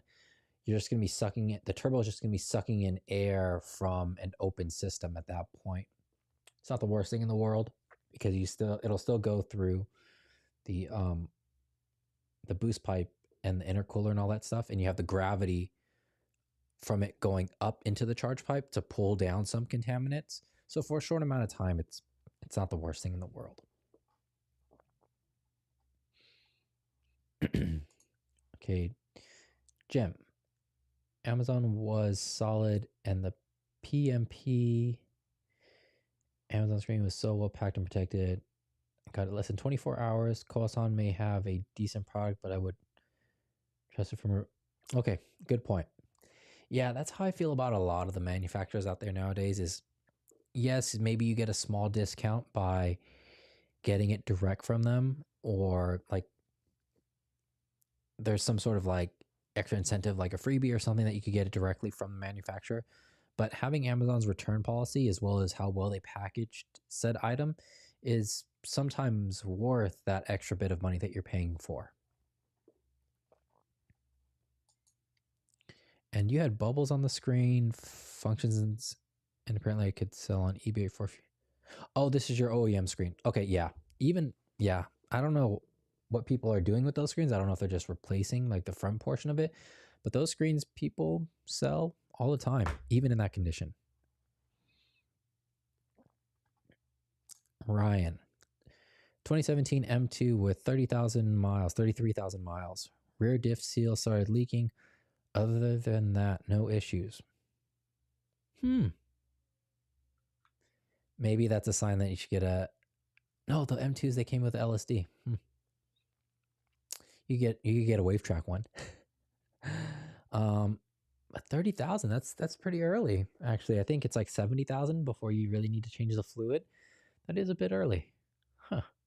But I mean, if that's the only thing, I mean, diff fluid is expensive, but of all the things that could go bad, like that's not the worst of it.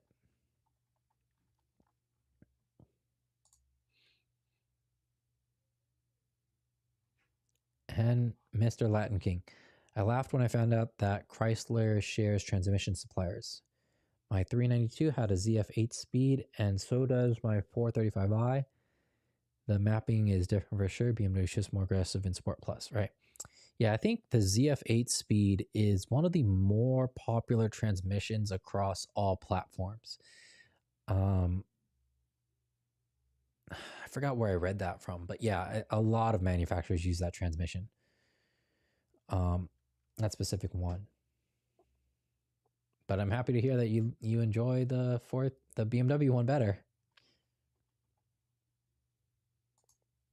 Okay, Dartuga is concurring what we just talked about there. And even GM uses them.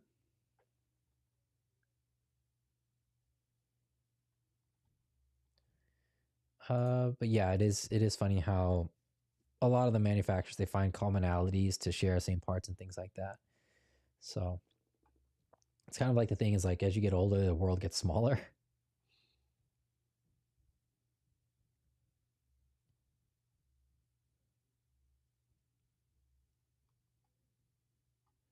Okay, and you guys are getting really into the technical aspect of things. This stuff is way over my head. So I'm happy that you guys are talking about the details of the transmissions.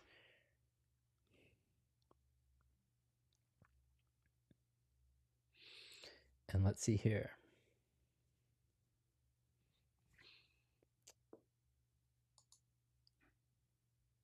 Torque converter. Dartuga, you're killing it out there, man. Thank you for handling all the technical, really extreme technical questions for me. Jake, do you recommend changing the valve cover with the gasket? Yeah. Just because it's one less thing to worry about. When you get them together, it's already pressed into the valve cover.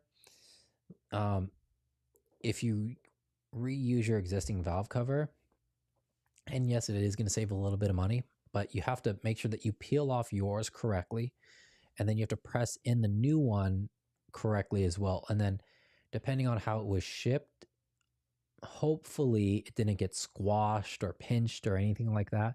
But at least with the new one, when it's pressed in there and then it's all packaged up, you don't have to worry about it being mishandled in shipping. If it is, then like the whole box and even the valve cover itself would take most of that impact or protect the gasket as well. So I would say like there's less things to worry about in terms of shipping when you get everything together. With the gasket, you're kind of at the mercy of how it's handled and how it's packaged. Plus, you just drop it in versus having to remove the old one, making sure that there's no bits and pieces left in there, and then having to line it back up.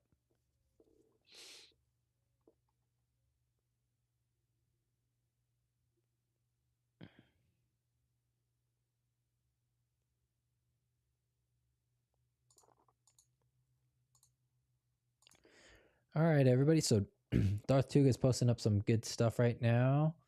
But he's saying just to make sure that it's compatible with the cars that you have, essentially. So if you guys need any routine maintenance stuff, make sure to check out the links that he's sharing down there. And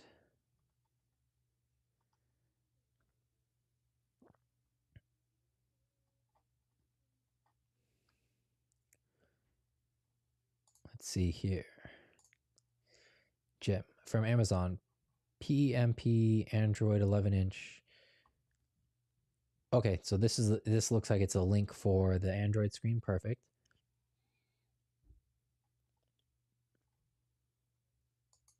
Oh, Darth Tuga. So yours is the F21. Okay.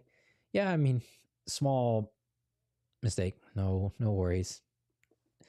Yeah, so I'm happy. This is probably like one of the best live streams that I've had. Because you guys have interacted so well with each other, and hopefully like you guys even take this offline and are able to communicate with each other. And I don't know, like I think we talked about Discord and stuff like that earlier, so hopefully you guys enjoy this as much as I did. Oh, we have one more question. Richard, would I consider, okay, personally I wouldn't consider moving up to the G series M240i because it doesn't come in stick, to the best of my knowledge. I would say wait for the M2. Honestly, it didn't hit me until today.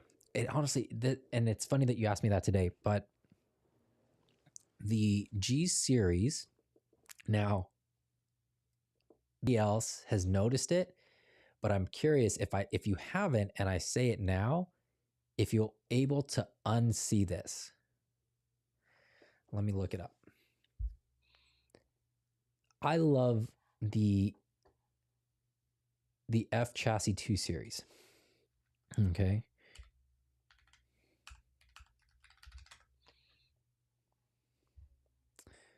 And I think it just does like BMW really well as far as like new school, old school, but let me see here.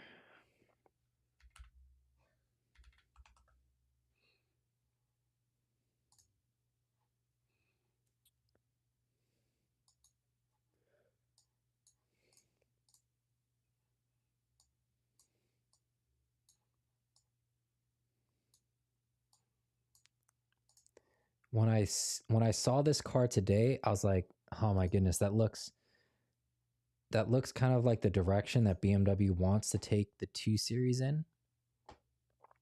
I'm trying to look for a good picture of it right now. But I mean, if you like the spec sheets of it, like that's fine. To me, the looks, I'm not in love with the looks of it, and I want a manual transmission. Now, I saw this car when I was at the gym today, and this is what I think the 2 Series is moving into.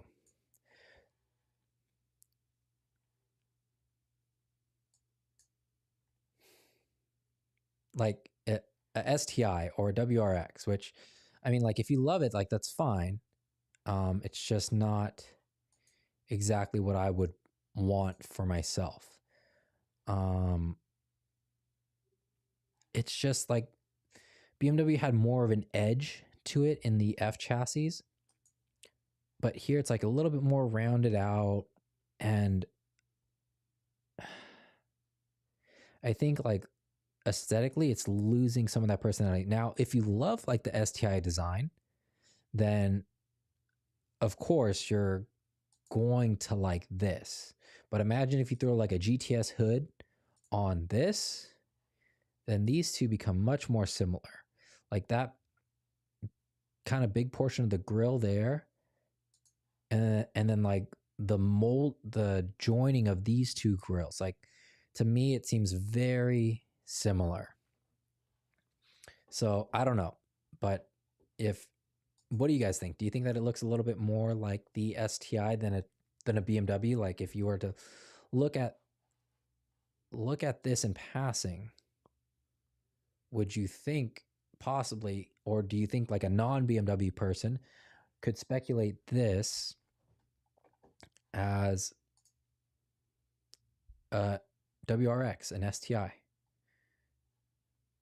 Like to me,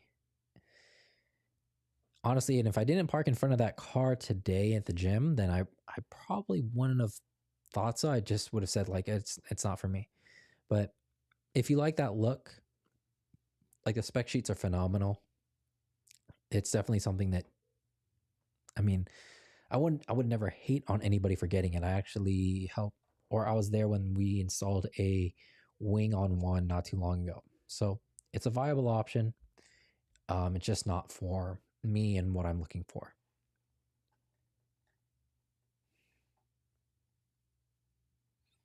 Let's see.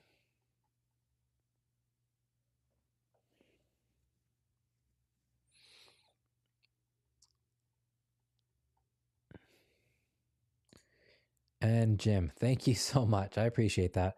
I honestly, all that I was really hoping for when I started this YouTube page was just giving the 2 Series community a place to land, because we didn't really have much at the time. There were only a few people. And of all the people I started following back then, none of them are making 2 Series content anymore. So thank you for the support. And, I'm happy that you're supporting me through the journey, and I'm looking forward to seeing you here a lot more. Thanks guys so much for the chat. Most importantly, the maintenance info. I drove been on the BMW pool.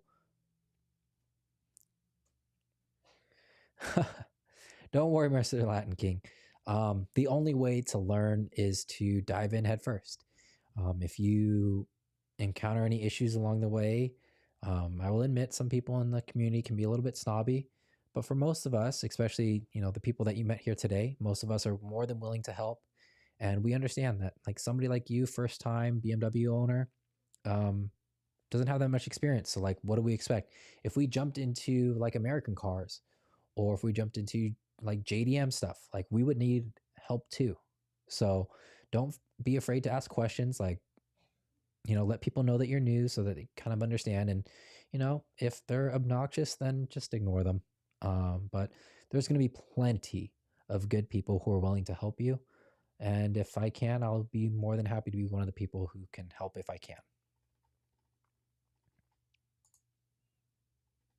It seems like you have a lot of support and friends out here already.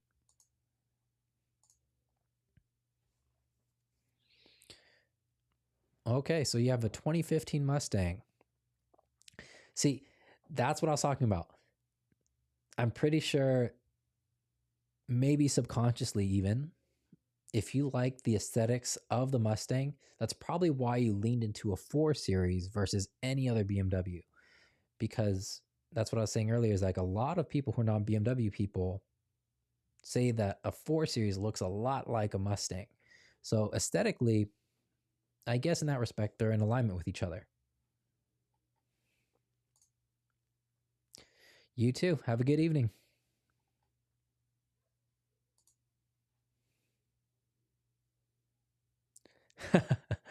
Well, Darth Duga, honestly, if you are, well, you have the 8-speed automatic, but There are so few manufacturers out there who are making manual transmissions. I remember when I was about to get the 2 Series, I was on the fence because the dealership, somebody just bought the M235i just before I got to the dealership, before I ended up with the one that I'm at right now. And I was like, oh man, that's awful. And they said, well, you know, what do you really want in a car? We don't have any more 2 Series, but what do you really want in a car? You can test drive whatever you want. And I was like, well, it's got to be a manual. And the only manual they had on the lot was a Ford Focus RS. I said, okay, fine, try it. I didn't fall in love with it. I didn't really want a hatchback. I didn't like the layout of like all of the buttons and everything. And there was something about the clutch that I just didn't fall in love with. But when I bought my Infiniti, the G37, after my E36 went bad, I got it because it was the only car that came in stick, and I hated it. I'll admit, if I didn't have that experience with a G37, I might have gotten that Ford Focus because I wanted a stick that bad, but I just couldn't. After having the experience that I had with the G37, not that it's a bad car, but it's just, I didn't fall in love with it. Ford Focus was the same thing. When I got in the 2 Series, I immediately fell in love with it, and I knew that I couldn't have anything else. But because I was already at the dealership, I test drove it, and I was like, if it's still here and I don't find anything after a while, I guess I'll come back for it. That was my sentiment behind it. But it's a very popular car. Like, a lot of people like it. It handles decently for what it is. So no, I'm going to disown you. There's a lot of people who jump ship. You know, they get like the Civic Type R and things like that. You know, if you want to hang out, come to car meets or whatever. I mean, like I think for the most part, people are mature enough. Like if you had a 2 Series or a BMW or whatever, and then you got a different car, but you made good friends and you still come to the meet. It's not like you get a different brand of car and we hate you. You know, like people end up liking you for who you are, not necessarily the car that you drive. Especially with how much input you gave us today. So you're very knowledgeable on the platform. So I think you'll still be a good resource even if you jump ship. Does the B48 need to change the coolant flange? I do not know. I would assume so because most of the BMW since like the E90-ish generation have been using that flange, and it should be replaced. I'm not familiar with that layout of engine though, I'll tell you that right now. But if you do have that plastic Mickey Mouse flange, just look for it. Yes. If it's plastic, yes. Brayden, I love channels able to learn about small mods, tips like clutch valve delete. Yes, the clutch valve delete. I'm actually surprised at how old that design is.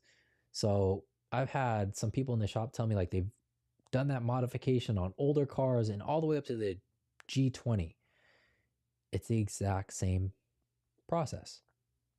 Take a little wood screw, jam it in there, pull out the couple of pieces, you know, put back in the rubber adapter, and then you're good to go. Bleed it out and that's it. So yeah, I mean, maybe you can tell me about your experience, what your car is, but honestly on the 2 Series, it's not life-changing. It's noticeable, but it's not life-changing. You know, some people are like, oh, you're going to burn out your clutch. It's meant there for a safety reason and this and that. I'm like, whatever you think that it does, like, it's not black magic. It's not all of a sudden going to turn your car into like a race car. It's just noticeable in those quirky situations. And it does help out. But I mean, I guess like to me, it's like, it's an extra safety feature that could or could not be there. That wouldn't make that big of a difference. But in those weird situations, it helps out because you don't get stuck. Good night, Jim. Thank you so much for hanging out with us tonight.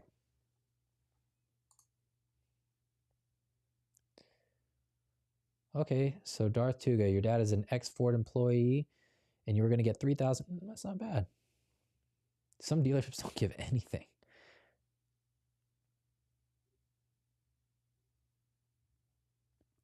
Hey, you know what? If you got a car that runs, it takes care of you, especially in the beginning. I mean, some people gripe about like having like a, like a car that doesn't perform well, but as somebody like who didn't have a car until like their 20s, or no, not 20s, like maybe 19, 18, 19.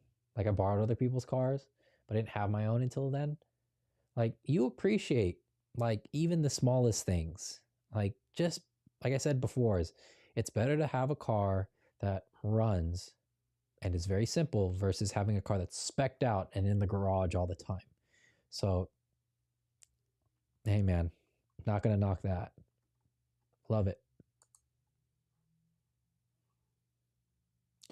Okay, I haven't checked out the Ford Shape as of late, but I do know that their designs have gotten a little bit more aggressive. I'll have to take a look into that. Mr. Latin King, so true. The aesthetics of BMW are similar to my taste. Okay, here we go. The Mustang thing again. You hit on the nail with the head with that. BMW lines are more aggressive and look more streamlined as it tapers to the rear. I would say that the 4 Series does it the best. The 4 Series does it the best, and that's probably why you like it. And even I like it. I'm guilty too, man. It's all good. Yep. Hey, for anybody, don't sleep on that Fiesta. That Fiesta thing, like if you talk about a good bang for the buck, I think performance wise in the Ford lineup, that Fiesta probably is like their sleeper best bang for the buck pick. Most people think of the Focus, but that Fiesta, it does some good work.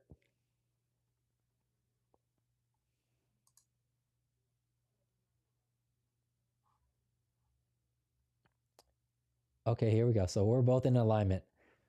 Well, it looks like we got our own little club going on here as far as the streamlines with BMWs, the 4 Series, Mustangs, American cars overall.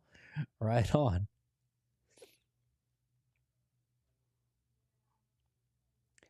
Hey man, it's okay. I mean, if you're saying that you had to eat those words, I mean that's something that you were wrong about, and it turned out to be a good thing. It's kind of like if people say like, "Oh well, I, you know, I saved my money and I thought it was only going to grow to like this much, but it ended up doubling, so I was wrong."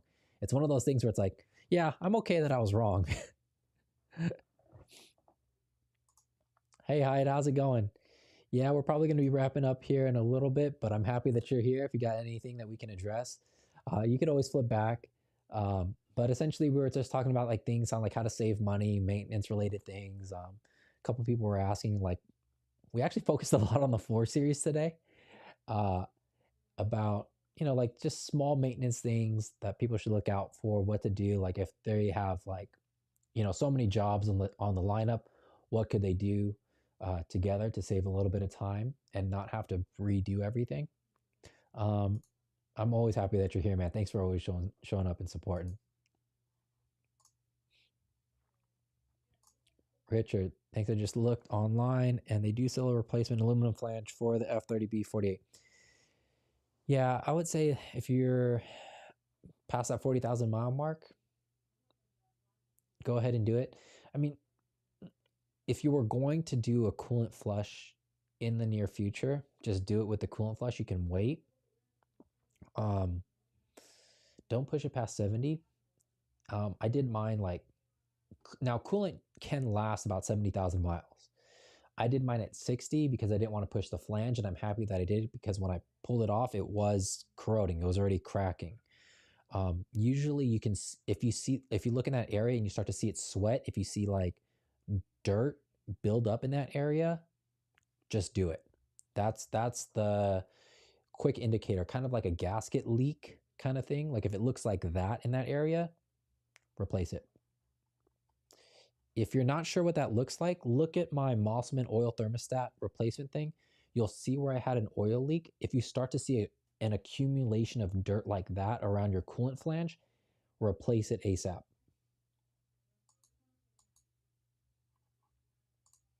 Right in. I have a 2016 228i stick shift coupe just under 50K. Not much, but that's okay, man. I mean, hey,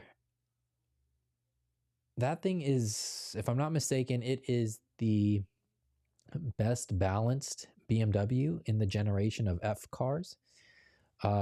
So you have the best handling car. It's a stick shift.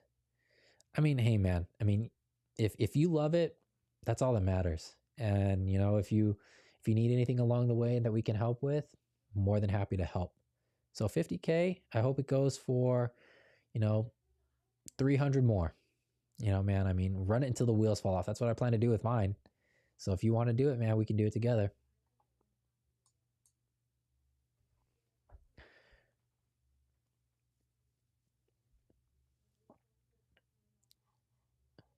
Previous owner, local construction firm.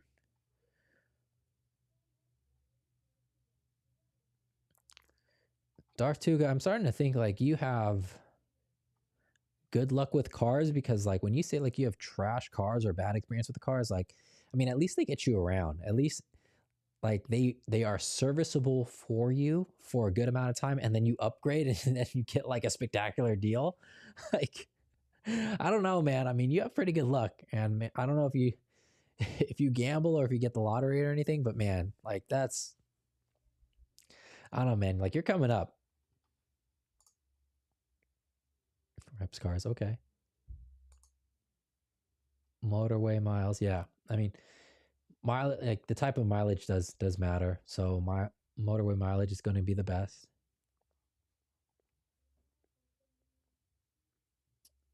It's our villa. Okay, I'm not sure if this is another comment where I can't see if you guys are chatting with each other. I'm not sure what you mean by my heat is hot on. My heat only is hot on the driver's side. I'm not sure what that's referencing. All right, Dartu, good night. Thank you so much for contributing. I think you made a lot of friends here today. Richard, all right, we'll do things to change the coolant soon. Okay, cool. Yeah, just go ahead and do it when you do the coolant, and you'll be perfectly fine. Got my 2016 235i at a great deal with 18. Nice. Downside, it's not stick. It's okay. Drills get a manual, but I'm not sure if I go with M2 comp versus STI versus Supra. Ooh, okay.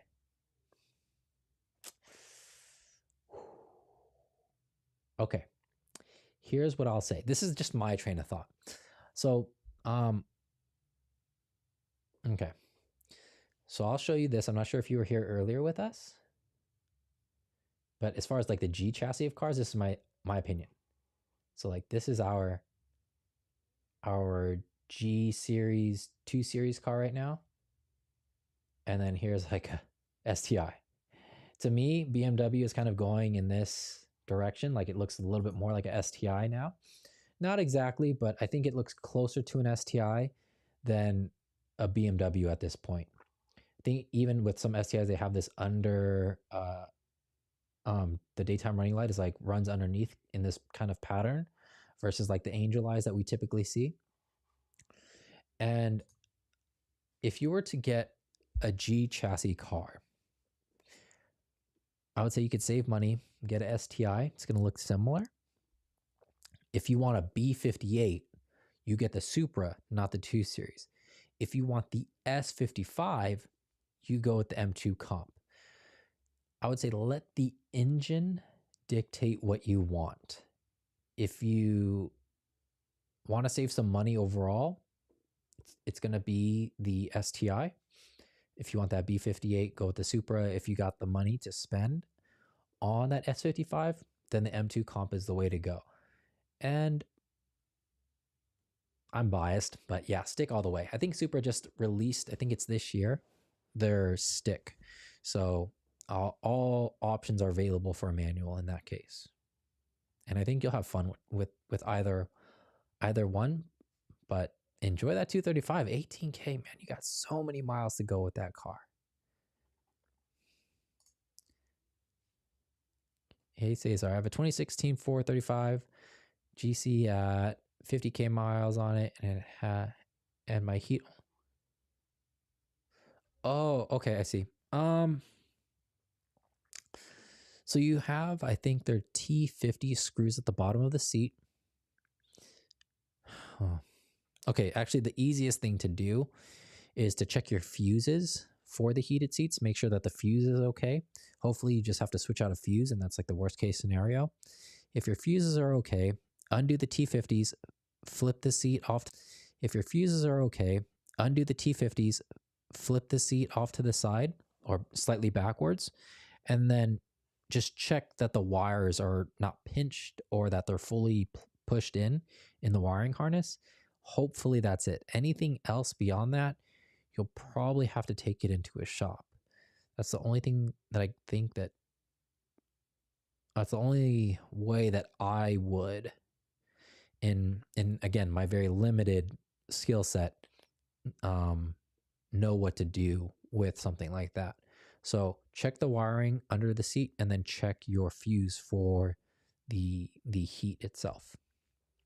You can also check the button, like the wiring connection to the button as well, and see if everything there is okay. So you're debating between the S55 and the B58. Love the capability of the S55, but the sound is horrible. And the B58 is closer to the N55.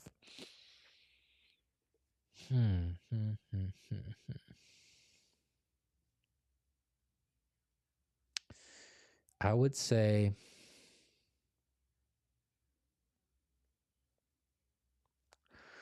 you gotta wait. Like, the sound is a factor, yes. However, once you're driving the car, like, the performance of the car will outweigh whatever the sound of the exhaust is, especially because it's pretty well insulated unless you drive with the windows rolled down all the time. If the N55 leaves you wanting more, just jump to the S55. The B58, it'll be like a slight bump, but you get tired of that. Like, it'll get old really quick. So I would say jump to the S55 if the N55 is not enough and you want a bigger jump. The B58, however, albeit it's not necessarily the cooling system itself, it is the piping, the plastic piping of the B58's cooling system that is its downfall. Now, by the time that you're ready to buy your B58 car, whether it be a 2 Series or a Supra, there's probably going to be enough aftermarket manufacturers out there who produce like silicone hoses or metal flanges, whatever it is, to beef up that B58. And then once you have that, all of the issues that you've seen with the B58 should be fixed.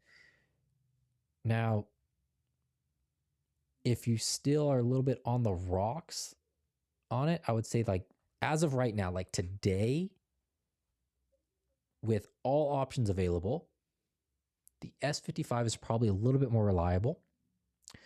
But I think over time, once more aftermarket manufacturers come out with things to improve the B58, the B58 will become more reliable than the S55. Which sounds a little weird, but I think it's just because,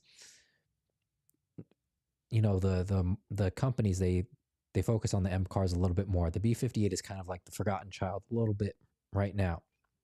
But I think the powerful thing behind it is that it's also so associated with Toyota, which a lot of manufacturers will want to get behind. So I would say just wait and see until the time comes. But the gap in power is going to be so vast that if the N55 is not enough and you want that boost, the S55 is going to be the only thing that satiates you between those two. I would think that if power is the thing that you want, you will get the B58, you'll be happy for a little bit, but then you will be upset that you didn't just jump to the S55 in a relatively short amount of time.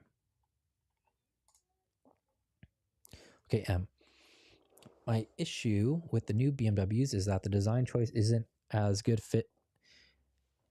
as the F-Series. The grille, the headlight changes alone are pretty off. Yeah, I know. I was just saying this earlier. Like, it's more in alignment with like a Supra look. So yeah, I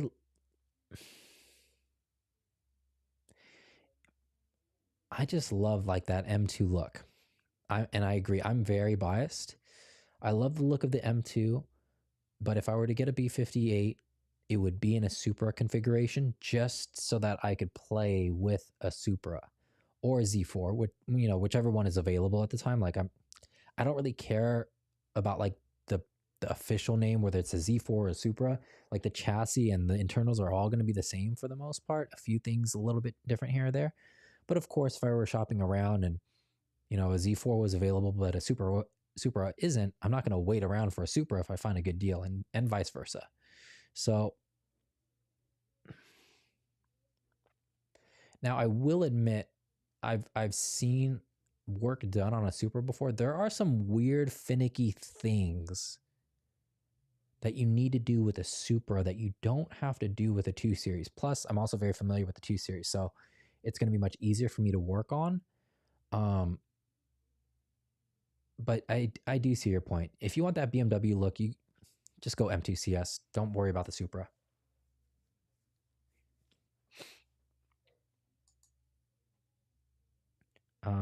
Yeah, but whichever way you go, let me know.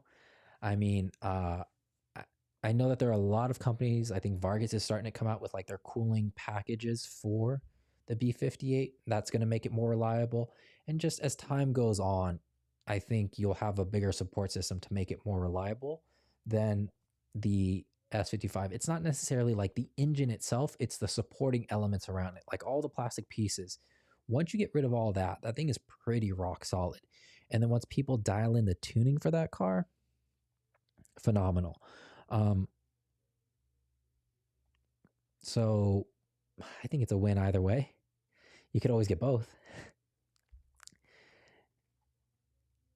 Whichever way you go, though, let me know. And hopefully, if we can, the community will support you in any way that we can. And we look forward to seeing what you end up getting. But with that, I think this was an awesome session. Having everybody here, everybody communicating, talking back and forth. I hope that you were all able to exchange information. I think we have some links down in the comments and the description for resources for a bunch of different cars. So depending on what you're driving, we should have something for you in today's video. And if anything else, you can reach out to me on Instagram, TikTok at VroomTuber, and I'll see you guys next week.